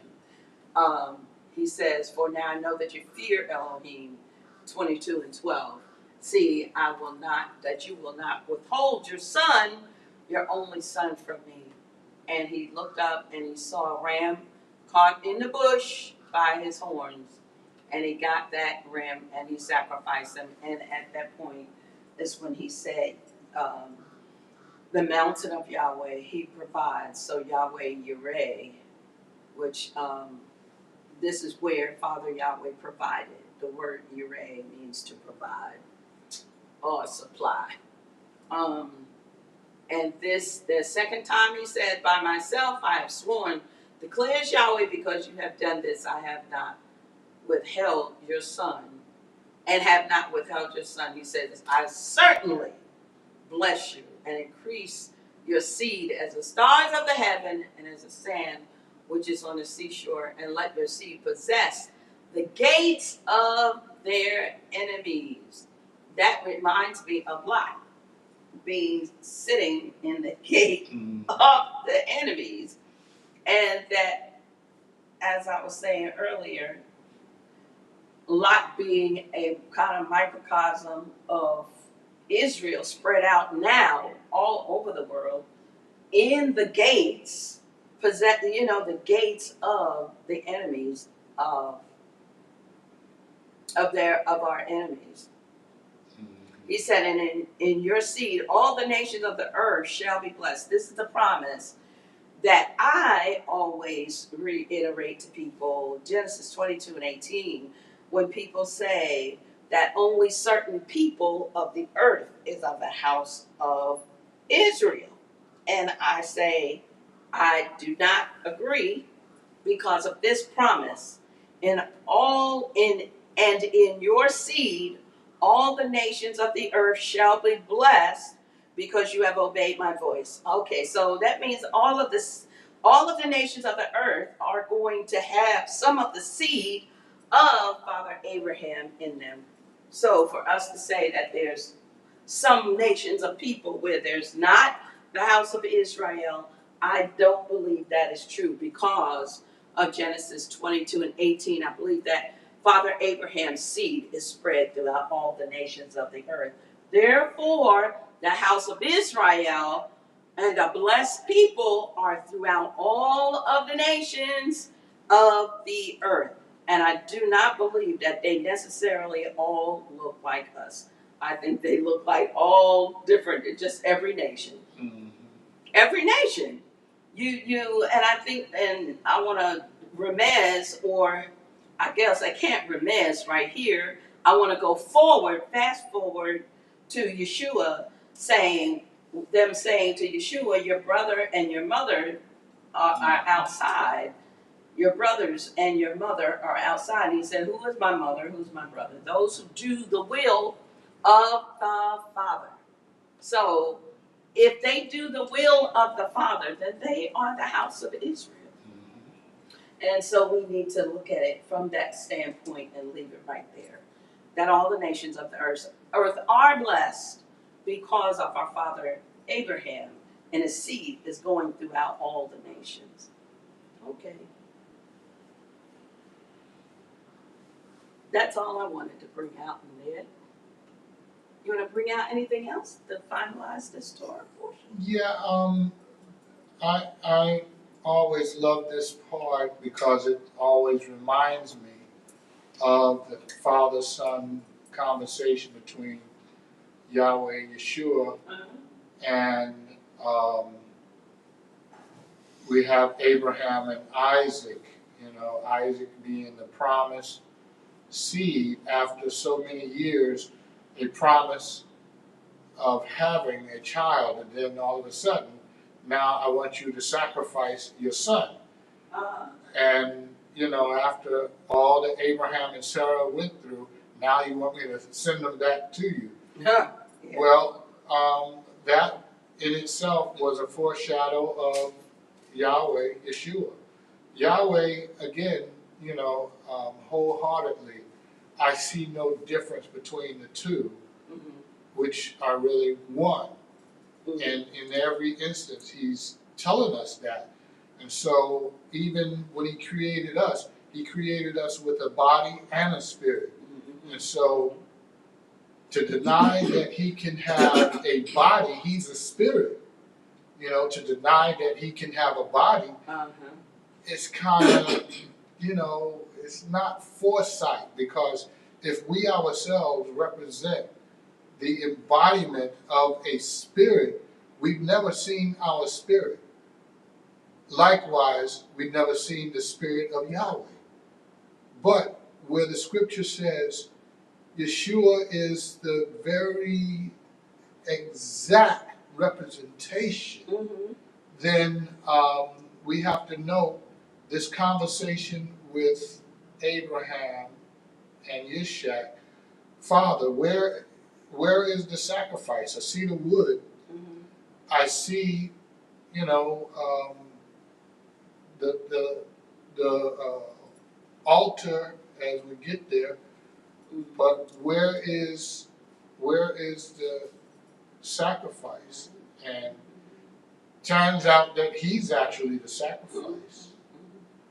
And then once he realizes, as you were saying, he accepts it. And Yeshua said the same thing. He said, not my will, but your will be done. I mean, but, you know, in the beginning, it's like, this is scary.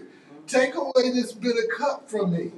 But not my will, your will be done. And so we see this same thing being played out.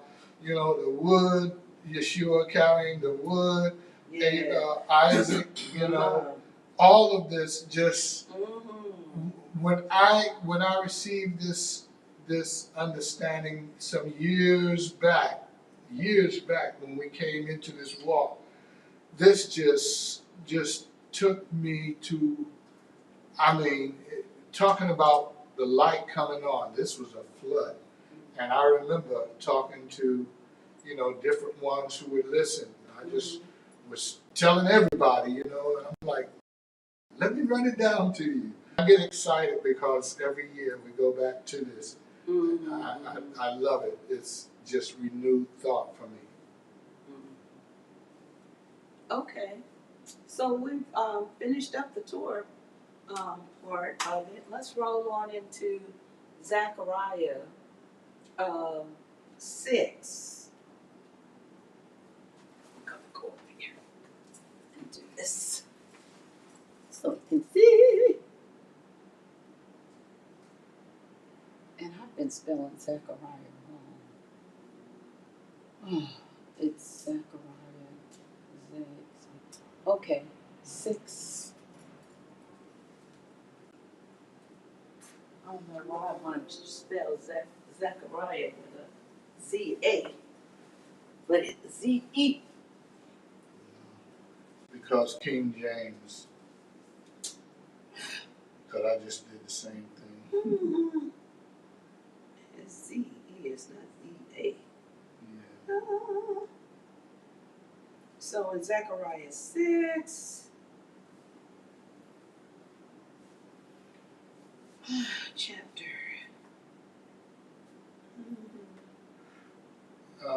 You want me to go ahead and start reading? Yeah. All right. Mm-hmm. Zechariah chapter 6, verse 1. And I lifted my eyes again and looked, saw 4 chariots coming from between 2 mountains. And the mountains were mountains of bronze. With the first chariot were red horses, and with the second chariot black horses, and with the third chariot white horses, and with the fourth chariot strong speckled horses. So I responded and said to the messenger who was speaking to me, "What are these, my master?" Verse 5.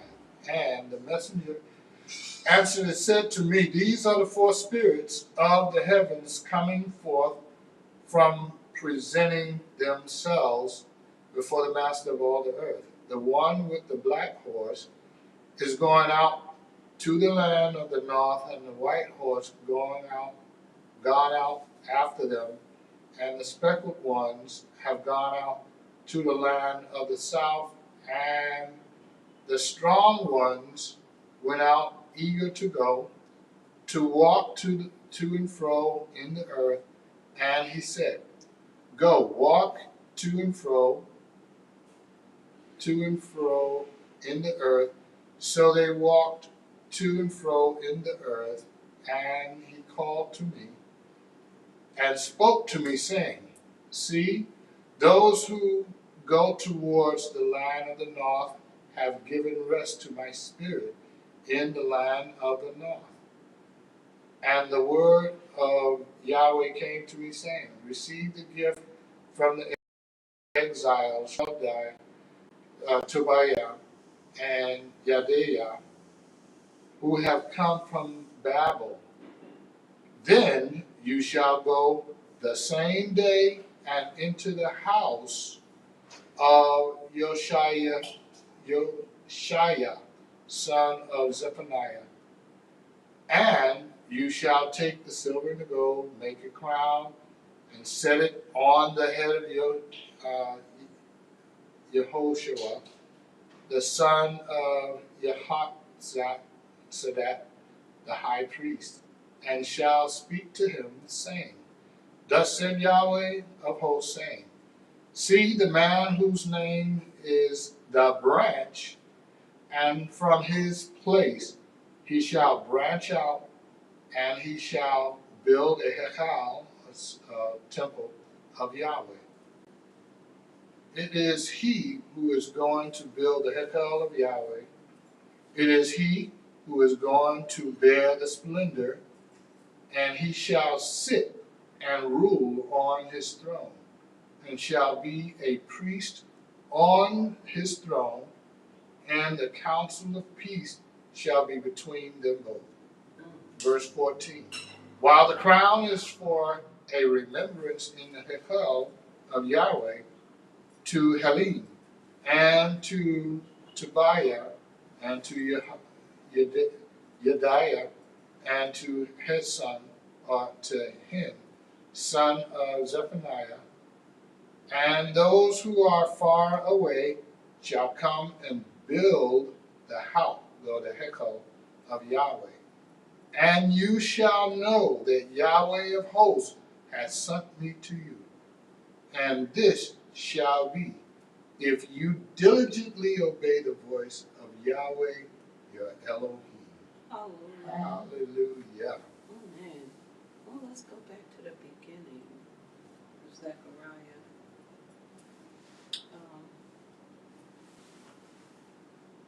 Vision of 4 chariots.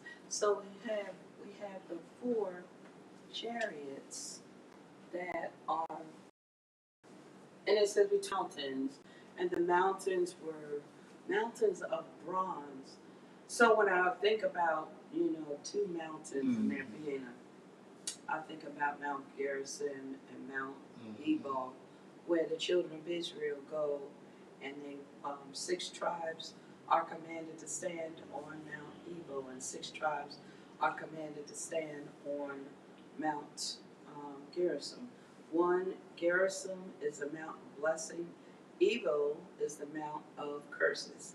So you have those tribes, and they're pronouncing the blessings and the curses as the children of Israel are standing there in the midst of those 2 mountains.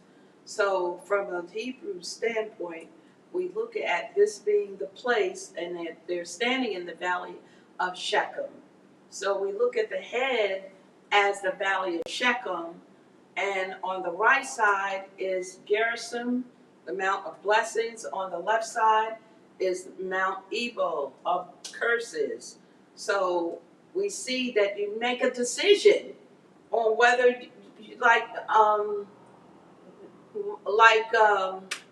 Yehoshua said, choose this day whom you will serve.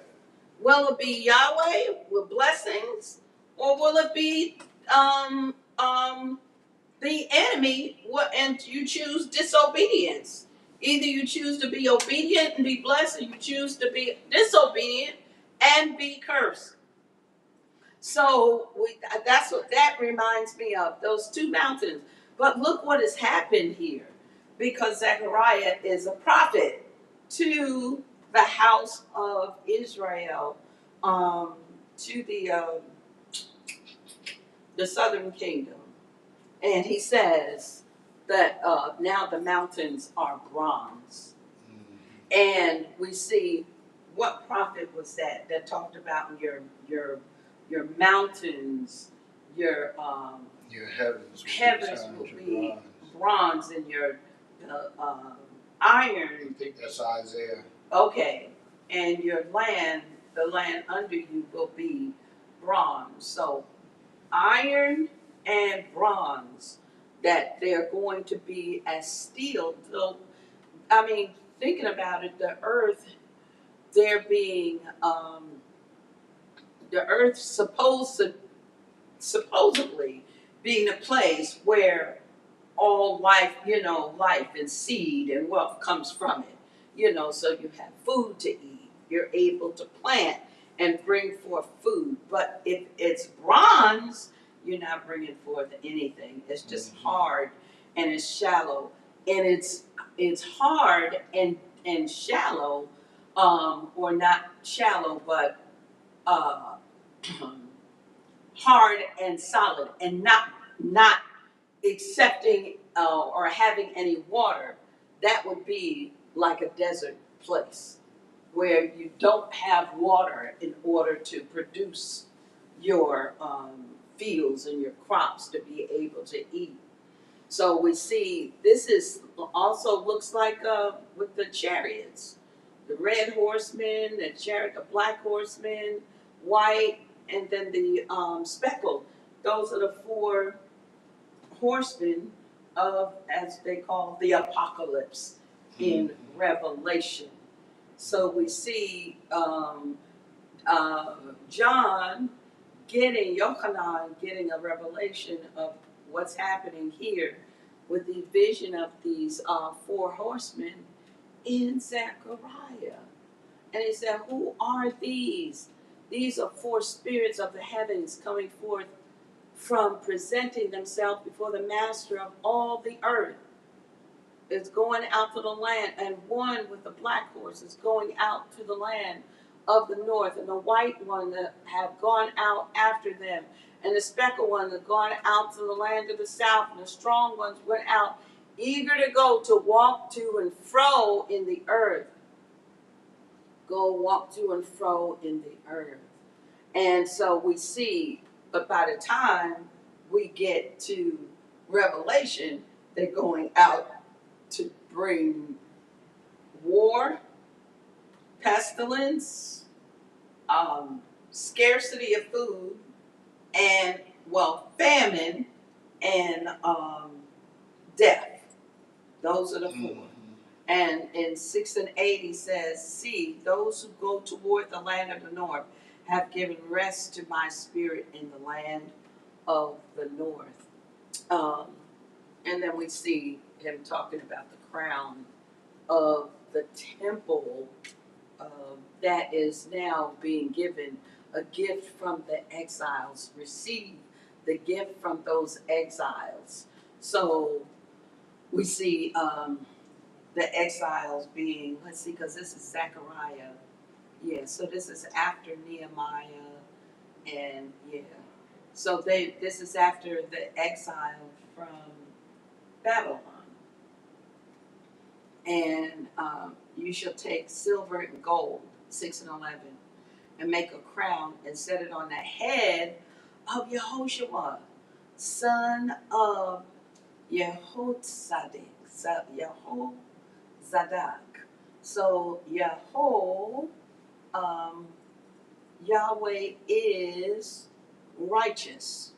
So Yehoshadak, Yahweh, Yehoshua, Yahweh is salvation, and then Yahweh is righteous, the high priest.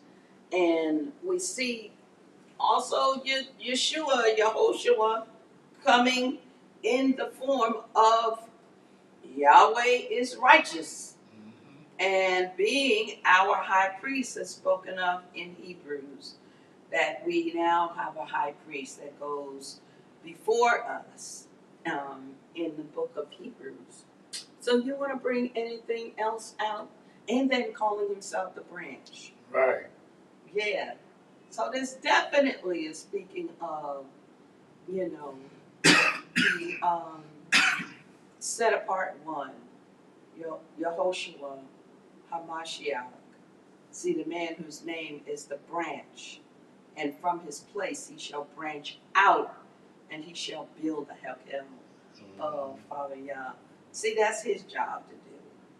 Right. That we just do the calling. We go out and we tell. We teach. We walk in the Torah and we teach. And Father Yah and Messiah says in Matthew, I believe it's 8. He says, those who walk in the Torah, or those who don't walk in the Torah and teach others not to, will be least in the kingdom.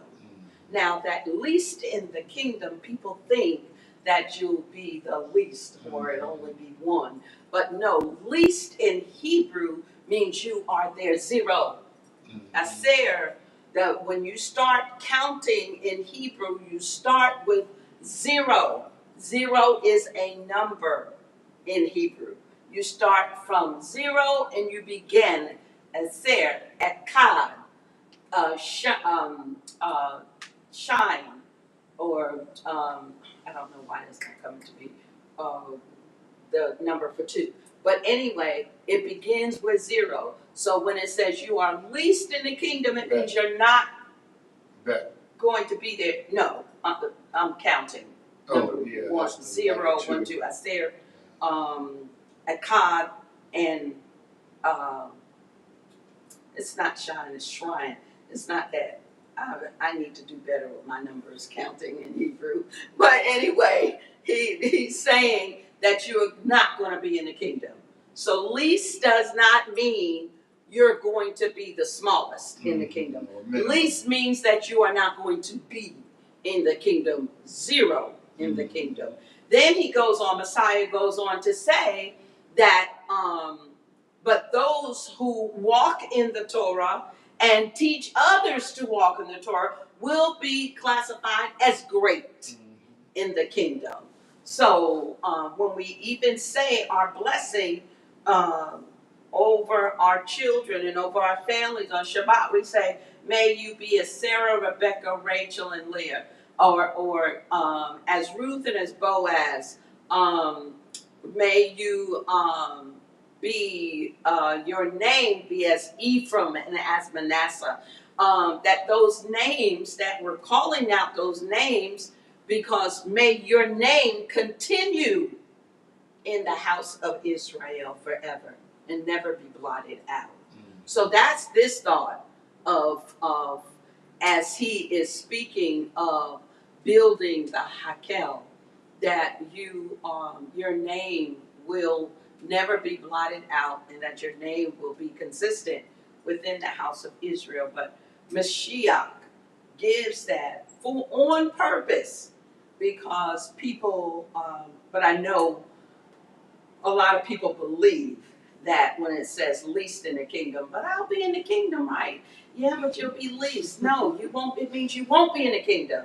You'll be zero in the kingdom. Your line will be zero, cut off. You will not be in the kingdom. You'll be blotted out. Your name will be blotted out.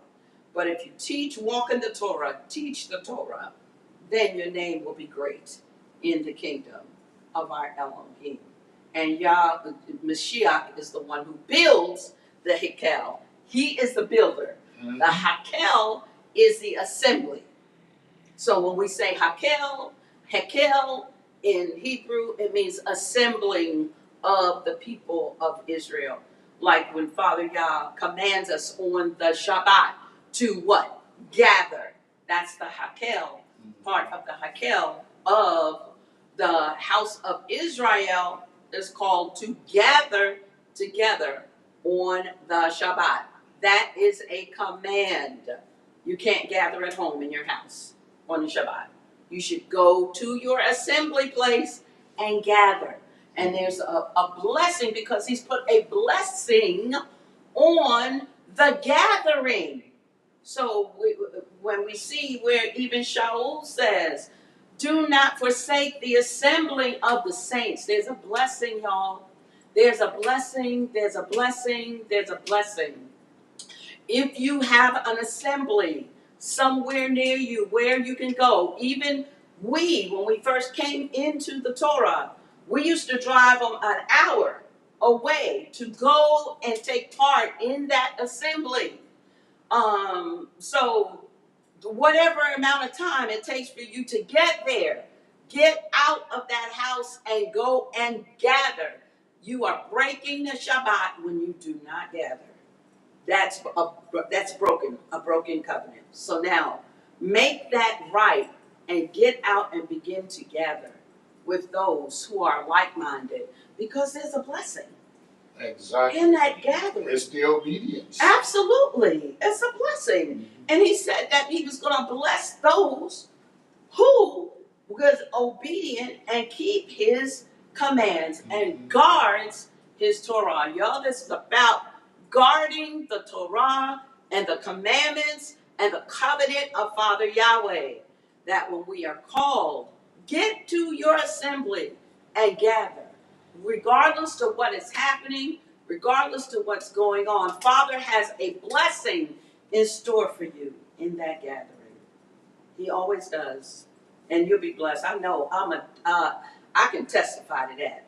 I mean, in there being that, talking about that iron sharpening iron, but the blessing of being able to come together with like minds and be able to sing the songs of Father Yah, blessing him with the spirit of praise and worship going forth, sitting down and being able to discuss his word and his Torah. That is the beauty of the Shabbat. I mean, if we can get people to really truly understand the importance of that gathering and coming together, that Father Yah put a blessing on that. So it says, he builds. Yeshua, the Mashiach, Yehoshua, that the son of righteousness, the high priest, that he is building that Hakel. And it says, and it is he who is going to bear the splendor. Hallelujah. And he shall sit and rule on his throne, and shall be a priest on his throne. And the council of peace shall be between them both. Come on, y'all. That's the Shabbat.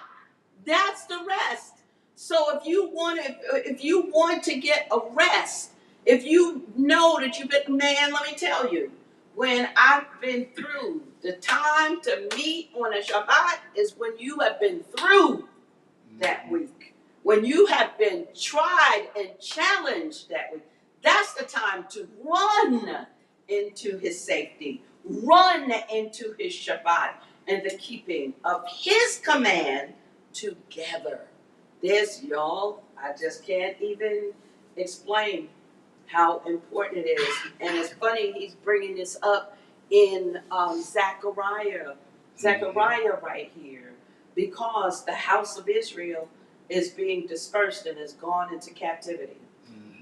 And he's saying, but this is what's going to happen, that Father is going to rebuild, and he's going to bring back the remnant and the understanding of Israel, the Torah, to Israel. And talks about that counsel of peace shall be between them both. Who's them both? The house of Israel and HaMashiach, our King of righteousness. That we, as Messiah said, make them one, Father, as we are one.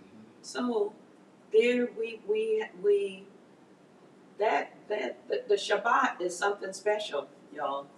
And we just can't even treat it like we can treat every other day of the week. And if we could, I wish I could just open up people's heads and stuff, the importance of that, and what the Shabbat means, especially with the blessing that Father Yah himself put on it, and said that it is restorative. It's restorative. That's what restores you, to be able to go another week. But if you don't find yourself in it, what happens? You don't get restored to the position where you need restoration. But that's in his hakel. That's part of his hakel. And that's part of his assembling of a house of Israel. And that's what Zechariah is dealing with. Rabbi? Yes, I wanted to just bring in a little bit more of the four horses. The four horses kind of remind me of Ezekiel and Daniel. Yahweh uses these metaphors because these are things that transition through generations, where, even to this day, we know what horses are used for. You can use them as a beast of burden, whether they're carrying people or carrying a load. It's a character that has, gone with them throughout from creation. And so here it is, where Yahweh says that these are the spirit of heaven that has gone out over the earth. So in verse 5 he says, these are the four spirits of heaven, of the heavens, coming forth from presenting themselves before the master of all the earth. And so, as you said before, people look at it as the apocalyptic viewpoint. Well, he says something about the black horse. Well, he says the black horse, the white horse, the speckled horse. So all four, he mentions them, and then he kind of gives a little bit of what, the different horses represent. But verse 8 says, and he called me and spoke to me, saying, see, those who go towards the land of the north have given rest to my spirit in the land of the north. And so right there, he gives, I think, a major piece of information. Again, going back to this argument of whether the world has been turned upside down, the south and the north hemisphere, where he says here that those who went towards the north have given rest to my spirit in the land. And we know that this is prophecy, because what comes after that is, the temple in place. Yeshua is the spirit of restoration. And when he says the land of the north, just a quick test. So if you take everything and turn it upside down and place in the southern hemisphere the direction of the north, and put in the northern hemisphere the direction of the south, you just flip it. So then if you do that, then you're saying Passover comes in June.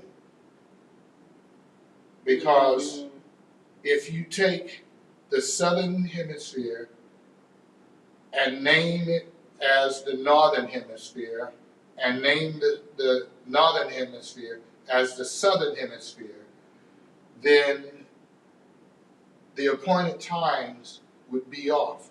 Because as the northern hemisphere in its state now, you get the end of winter and the beginning of the spring in April.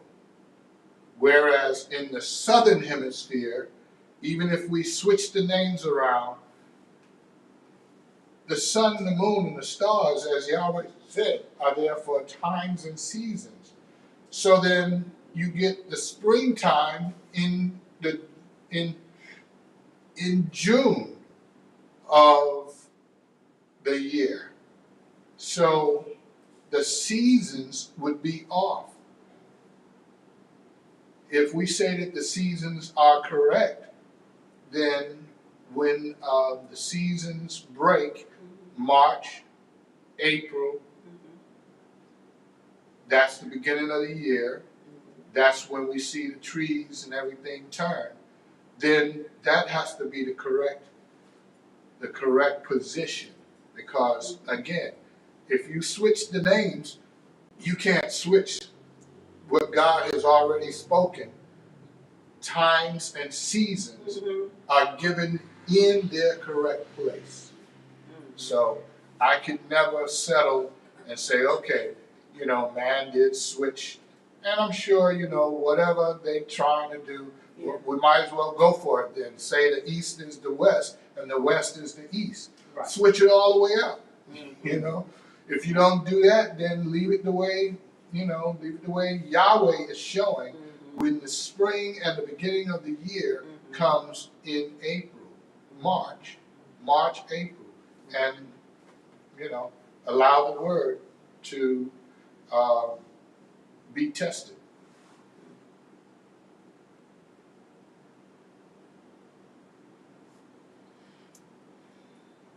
Okay. Well, I'm gonna go on to 1 Corinthians. No, nothing else that we have. I'm gonna go on to 1 Corinthians. Excuse me. 1 Corinthians chapter 4.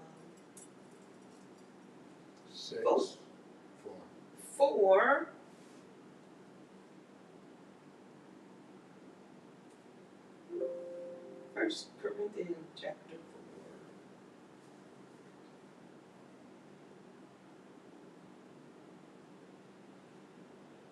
And we're going to get into that, read that, and then we will have concluded ministry of apostle.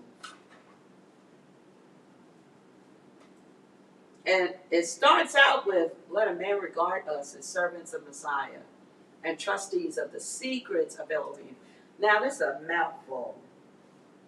Because when you're a trustee over something, that means you are, if I'm a trustee over my parents' estate, then that means they have entrusted me, or they trust me to handle their business in the event that, number one, something happens. Say if they get sick, they're still on earth, but they're ill and not able to do concerning their estate or their businesses or their withholdings, anything that they may have, like their bank accounts, their bills being paid, their what else, their employees being paid, their information being handled properly, that we are, as servants of the Most High, we are being entrusted with His Torah, His covenant, to be able to present and be able to walk it out like He calls us to be obedient to that covenant. So when I look at this with it to open with this ministry of apostles. So apostle is a person who is being led and is a follower of our Mashiach, of Yeshua, Hamashiach, of Messiah, Yeshua. And that we are being entrusted with the secrets of the Torah.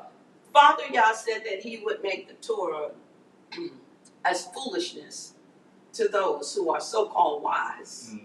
They will not understand it, but that He will give it to those who engage with Him and accept Him as their God, their Elohim. And that He entrusts us with that information. And it says, for the rest, it is sought in trustees that those should be found trustworthy. So He's using this word trust, that it's belief. And as we also always hear, and I've heard it, Rabbi teaches about it quite often, belief is part of your covenant that people should see in your walk. They should see in your walk, your belief, who you are in covenant with. And that's why it's so important that we are keeping the Torah of Yahweh, because people are supposed to see it. People are supposed to see you going somewhere, and so I'm going back to the Sabbath, because I'm telling y'all I'm going to be hitting on the Sabbath, because it's the covenant of Father Yahweh, and it's our wedding ring. It's the thing that says that we are married to the Most High, the God of Abraham, Isaac, and Jacob. If we don't keep it, then we are not. We are walking in an illusion. We are walking in a falsehood, because we're not wearing our wedding ring. Our wedding ring is the Shabbat. People are supposed to see you coming out and doing something, and people gathering, you gathering at this particular time. But if people don't see that, then they can't say that you are, they're Sabbath keepers. People should know that about you, that you are a Sabbath keeper. So He has entrusted us with this to deposit in the earth. So that word shamar, it means in Hebrew, means to get, to guard. So Father Yah says that we are to shamar the Shabbat, that we are to guard His Shabbat, guard His covenant, guard His Torah. So we've been entrusted with that, to do exactly what He's called us to do, to shamar. Part of that word, definition for the word shamar, or to guard in Hebrew, is the English word for deposit. So we deposit it. Where do we deposit it? We deposit the keeping of His Sabbath, the keeping of His set-apart times, the keeping of His covenant and laws and guidelines and teachings, the keeping of His teachings and His instructions. We deposit it where? We deposit it within the earth where we live. We deposit it in our children. We deposit it within those who watch us walking it out. So it's important that we understand and know, when He starts talking about those who are trustees of the secrets of Elohim, that we understand what we are entrusted with, and that we have to be found trustworthy. We have to be found trustworthy. So that's one of the things that we, during the time of Yom Kippur, that we and the days of awe, between Yom Teruah and between Yom Kippur, that our hearts are supposed to be going into serious deliberation in our minds, serious deliberations and introspection on whether we are being good trustees of his covenant and of his Torah. So sometimes it doesn't, we can't see it. You know, we can't always see the result and the fruit. But sometimes Father gives us the opportunity and the blessing to be able to see the result and see some of the fruit that comes from it. But sometimes we're not going to see the fruit. Did Abraham get to see all the fruit of his loin? No. And we're still being born. We're still being born. So he's not been able to see that blessing that Father God gave to him in Genesis and said your seed are going to be like the sand of the sea and the dust of the earth, that all of the nations of the earth was going to be blessed. I can only imagine Abraham's thoughts. Good Lord, how is that going to even look, Father? How is that going to even look? But he's entrusted us with that covenant of Father Abraham, who in Genesis, Father Yah says that Abraham kept his Torah, his laws, and his covenant. He kept it, and before it was even written down, that he was entrusted with it, and he kept it. And he says, goes on to say, but with me, it is a small matter that I should be judged by you or man's court. But not even myself I judge. And I am not conscious of any matter against myself, yet I am not declared right by this. But he who judged me is Father Yah. So now, you know, Shaul is going through the situation where he's not a friend of the Pharisees and the so-called Jews at this time, the Pharisees and scribes, and he's also not necessarily a friend to those who are in the way. And when we say in the way, they are the believers in Yeshua, Messiah. So you're talking about he had many issues with people who were not in agreement with how he taught and those he was going to.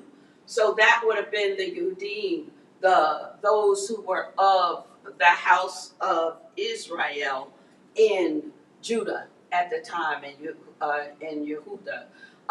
And they would have been those that were the disciples of Messiah. They were all of Hebrew origin and of Hebrew descent. And so was Shaul. But the difference was Shaul was now believing he was being sent to those of the nations, or as they call them, Gentiles. Maybe a lot of them that were lost and don't even know that they're Hebrew like we did. We didn't know we were Hebrew. We thought we were Gentiles, you know, and we just believe in Jesus. But come to find out, you know, we are of the house of Israel.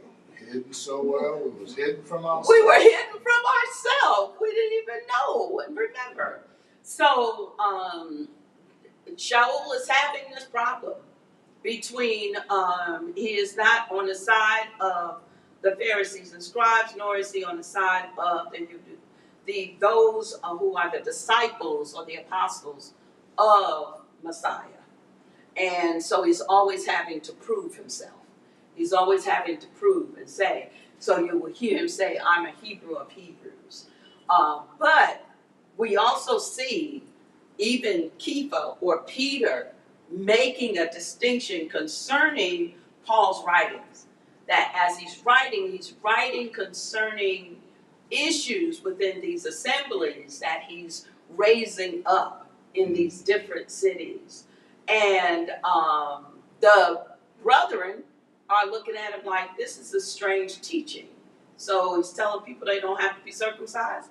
He's telling people they don't have to eat correct. Is he telling people, what is going on?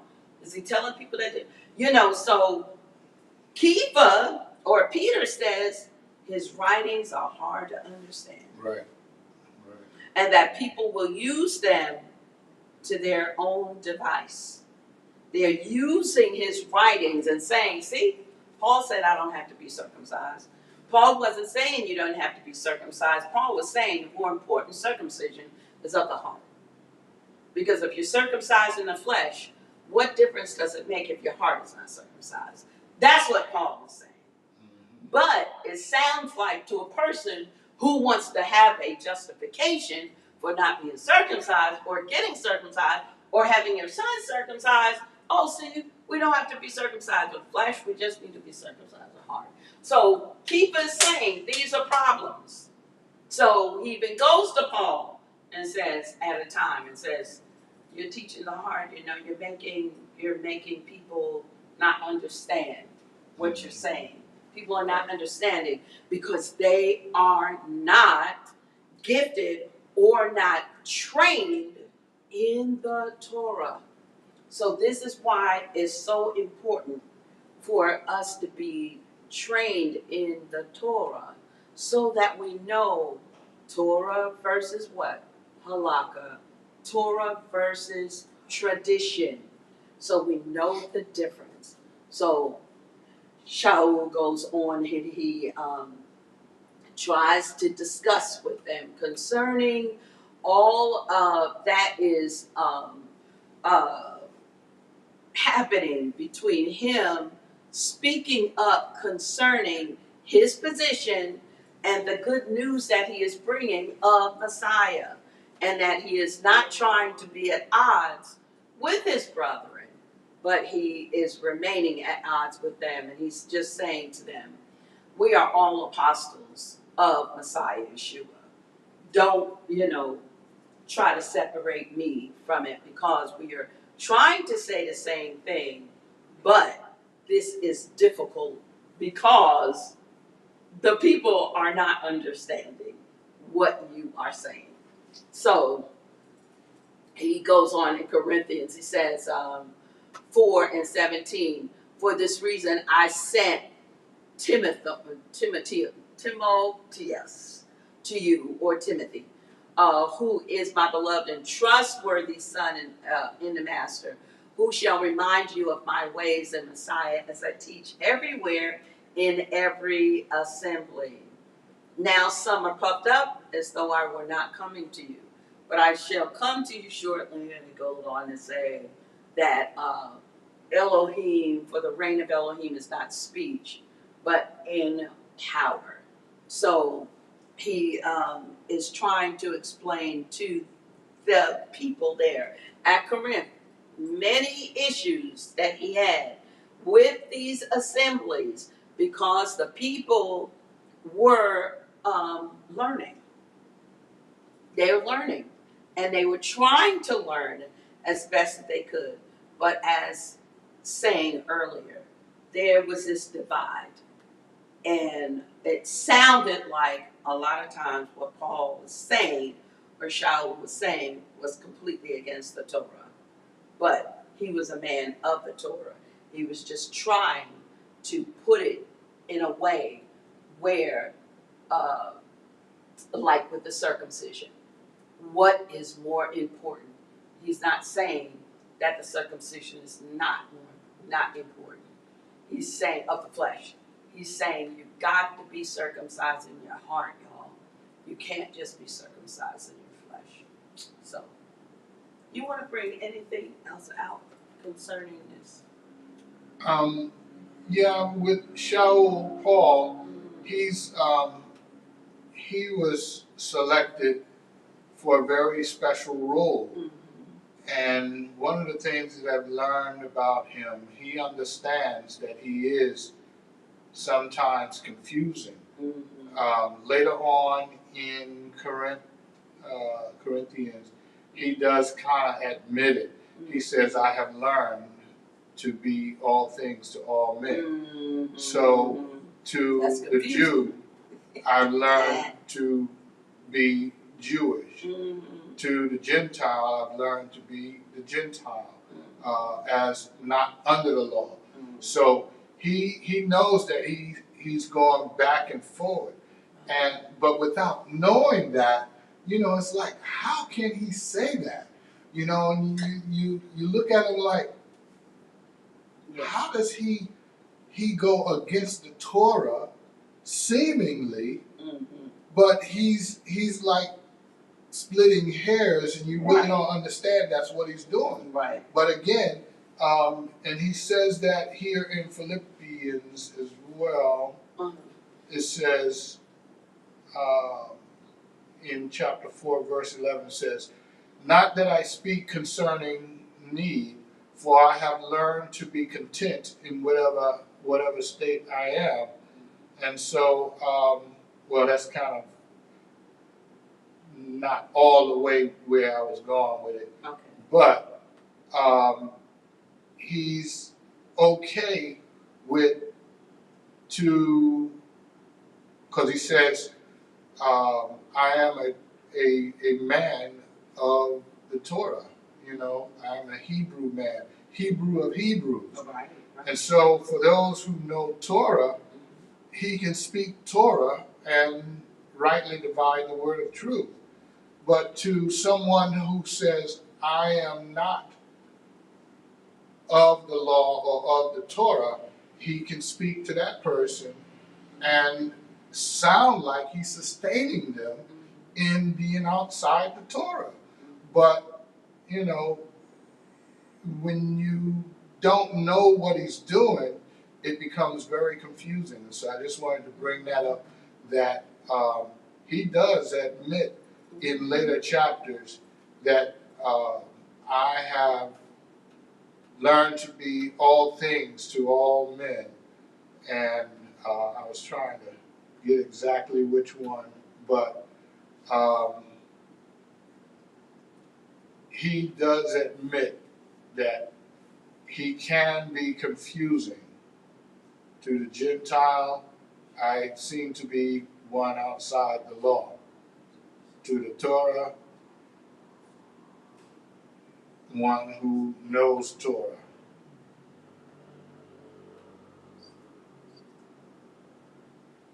Mm.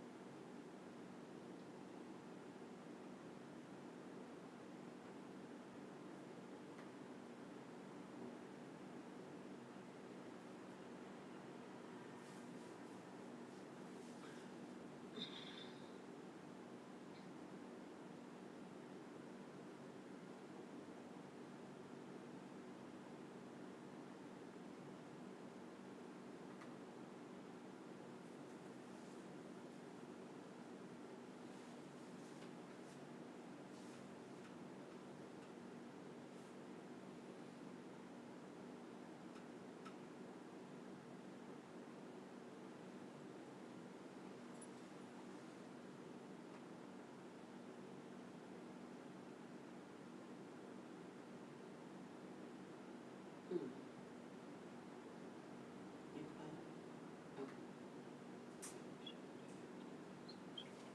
I'm gonna, while you're doing that, I'm gonna go to 1 Corinthians 4:15. If you should have 10,000 instructors in Messiah, so instructors in Messiah, yet not many fathers, for Messiah Yeshua I brought you forth through the good news. So he's now even splitting hairs with being a father, and we know that fathers instruct. That's what a father does. And he said, but not yet fathers. So 10,000 instructors in Messiah. So teachers in Messiah, yet not many fathers. So those fathering you. So he's really splitting hairs here because instructors will be your fathers, those who teach you the ways of the Father or Messiah, Yeshua. I brought you forth the good news. So even in saying this, he's putting making a differential of instructors in Mashiach, but not many fathers. Those that want to guide you and foster you and nurture you in the understanding of Messiah Yeshua and why he came and who he is, as that we read in Zechariah 6, being the Yehoshua, Yahweh is my salvation, son of Yehosadek, being the son of the righteousness of Yah, or the righteous king, righteous Yah. That he says that I'm bringing you forth as a father. But these others, you can have many instructors of the Torah. And so I guess right here, what he's saying too is taking me back to when Messiah tells the disciples, he says, look, he says, see, they sit, the Pharisees and those rabbis, they sit on the seat of Moshe. Mm-hmm. He said, hear what they say, do what they say, but don't do as they do. So that's kind of splitting hairs right there too. They're teaching the Torah, but they're not walking out the Torah. Right. So I guess it's part of what Shaul is saying right here, that you can have these instructors, they're giving you the Torah, but are they acting as a father and walking it out in front of you? Mm-hmm. But I am doing that, is what he's saying. I am not just instructing you, but I'm walking it out in front of you too, and that I am leading you in that path of righteousness, the good news, which is a Messiah, Yeshua. I think this is some of the things that Keefa, was speaking of.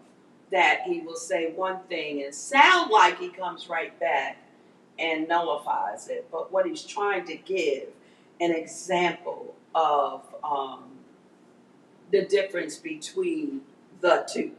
I can have an instructor, just like you have instructors in school. There were those teachers that really fostered and nurtured your love for learning in that course or whatever, mm-hmm. or in that area of study. And those who just, they just got up, it was a paycheck. They just got up and taught. So what did you receive more from?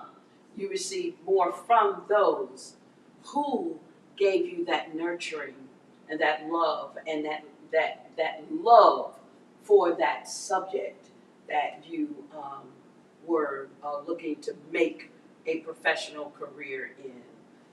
So that is what I imagine it being, being the difference. Did you find it? No, go ahead. Okay. Because I'm finished. Okay. Unless, Emmanuel, you good? Okay. Elohim is not in speech, but in power. Power, you walk it out. It's not in talk, but like that song says, look at the way that I walk. Watch me walk. I was asking myself that, why is it that sometimes, even if we hear Yahweh talking to our ears too, we still go the wrong way? If you hear Yahweh, you hear the voice Yahweh talking to you personally, but still, yes, you do the wrong thing. You do the wrong thing. Why? Because it's in our members to sin. Because, how do you call it? Abraham's home. Mm-hmm. Sarah, mm-hmm. Yahweh personally told you, mm-hmm. next year by this time. By this time. You have it. Yet you mm-hmm. tell Abraham to go and have a thing with your maid to conceive for you, and now, mm-hmm. and the thing turned outside, get back and tell Abraham to sack Hagar. The girl. Because, think of it. Now put yourself in Sarah's shoes. She's almost 80 years old.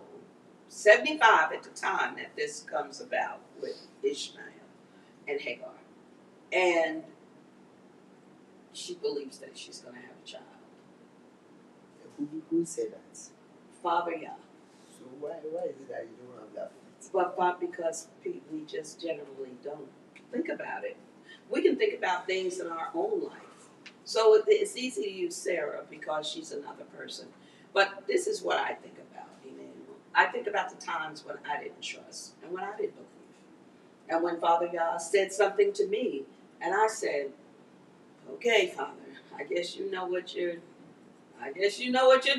And I don't see it. I don't see it.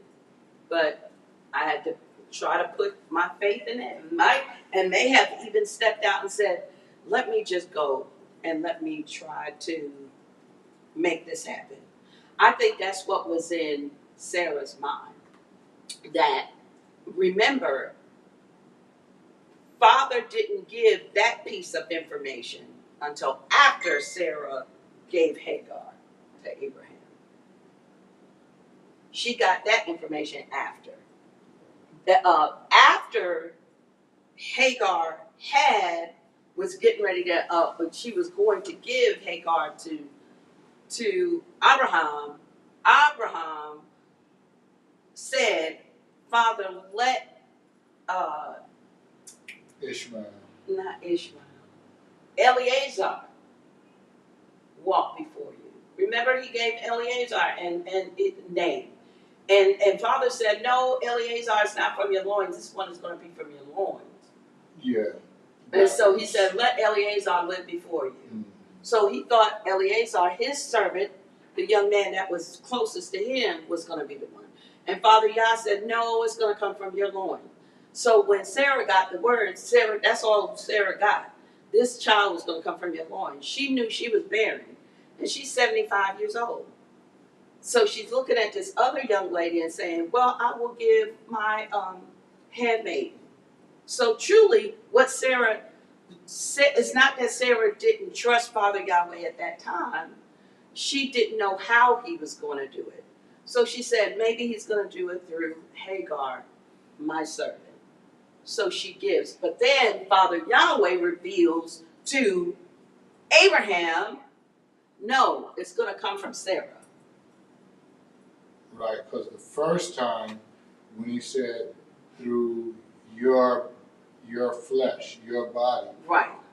she took it as Abraham is still going to be his child. Right, That exactly. was the first time. So Right. the second time, Right. he said, no, through Sarah, Sarah. your body, Right. Sarah's body. Right. And so that's where it was now clarified. Correct. Next year this time. Right. Because Sarah was like, Sarah, she to laughed. me, and she laughed. Because Hagar was young. And remember, it wasn't a, culturally, it was a thing that women did all the time. If they could not have a child, then they would take their handmaiden, give their handmaiden to their husband, and then they would birth the child for them. And then that child would be part of the woman and the man's, not the handmaiden. So it wasn't that Sarah didn't trust Father Yahweh for that. She didn't get that little piece of information yet. So she thought, Abraham did. Abraham hadn't got it yet either. Because he slept with Hagar thinking, okay, well, let's go ahead and do this. And then Father Yahweh came back and said, no, it's going to be through Sarah. It's not going to be by this other lady. And so Father Yah was giving them pieces of information at a time. They didn't get all of it at one time. And then Sarah said, well, I'm just going to go ahead and give mine. She didn't know that. She just knew that the child was going to be born to her husband, Abraham. So, yeah, she did step out and didn't wait to see. She just thought, okay, so maybe it's that I need to give Hagar to him.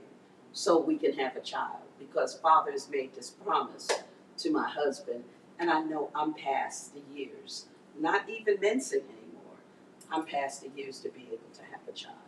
So that was her thought on Sarah's behalf.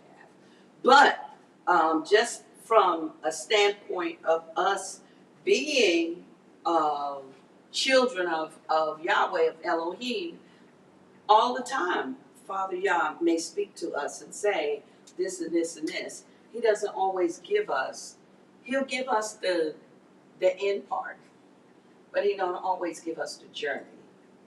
What's going to happen in between that, how we get there. He just tells us, I'm going to make you into a great, I don't know, maybe he'd say, I'm going to make you into a great architect. And then the person is like, how are you going to make me into a great architect? I haven't even gone to school. I guess I need to go to school. But then he didn't tell you how it's going to happen. That then somebody is going to, some great uncle is going to pass away and just decide to mention your name in a will, and that they need to go to this architectural design school, but you done went and put all that you have on the line, and now you're working like a Hebrew slave to try to get into architectural school. But you didn't know that this great uncle was going to pass away and put you in the school and have it paid for and done, but now you're going the harder route because you didn't know. But 5 years down the road, you find out, boom, oh wow, this was set up so this would have, or even 2 years down the road, after you got into serious financial debt, that this was going to happen. He doesn't always give you the journey part. And that's what he didn't give to Sarah and Abraham at first. So they wouldn't have known. So it wasn't, and even with the laugh, with her laughing, she was, think about it, she was 89. So she's like, 89? And I don't even have a period anymore. I mean, how's that going? I mean, that's what I would think. I absolutely understand why Sarah laughed, because I would think, what? How in the world is that going to happen? So, even though Father speaks, gives us information, just in our human form, our humanity will look and say, yeah, Father, I don't know how that's going to, I don't know how that's going to happen. We want to trust him the best that we possibly can. We desire to believe and trust in him. But sometimes our human part makes us say, I don't know. I just don't see it. The thing of it is, we don't cut ourselves off from it. I always find myself saying, well, Father, yeah, you know best. And I don't know what you're doing right now, but I'm just going to go with it. Because sometimes you just don't see it, Emmanuel. Sometimes you just don't see it. Yes. I have that scripture for Okay, you. great. 1 Corinthians chapter 9. Let's start at verse 18 so we'll see what this is. 1 Corinthians chapter 9. And beginning with verse 18. What then is my reward, that in bringing the good news I should offer the good news of Messiah without cost, so that as to abuse my authority in the good news? For though I am free from all, I made myself a servant to all, in order to win more. And to Yehudim I became a Yehudi. To the Jews I became a Jew, that I might win Yehudim to those who are under the Torah, as under Torah, so as to win those who are under Torah. To those without Torah, as without Torah. So this is what he's saying. Yeah. I have learned to be, not being with Torah towards Elohim, but under Torah of Messiah, so as to win those who are without Torah or the law. To the weak I became as weak, as to win the weak. To all men I have become all, so to save some by all means. So in this, he's really admitting that, yeah, I'm kind of, everything to everybody. To this one I'm that, to that one I'm this. So whatever you are, I make myself you to win you. So that's basically what he's saying. So, but without seeing this chapter, you don't know that he knows that, but this is what really, when I was reading through this, I'm like, he knows exactly what he's doing. To the weak, I became weak. So he fulfills that role very well. He sure does. All right, y'all ready? Yeah. We can go ahead and close out. So we'd like to thank everyone for visiting us on another edition of Let's Talk Torah. Shalom to everyone. Shalom, everyone. Shalom. Have a great rest of your Shabbat.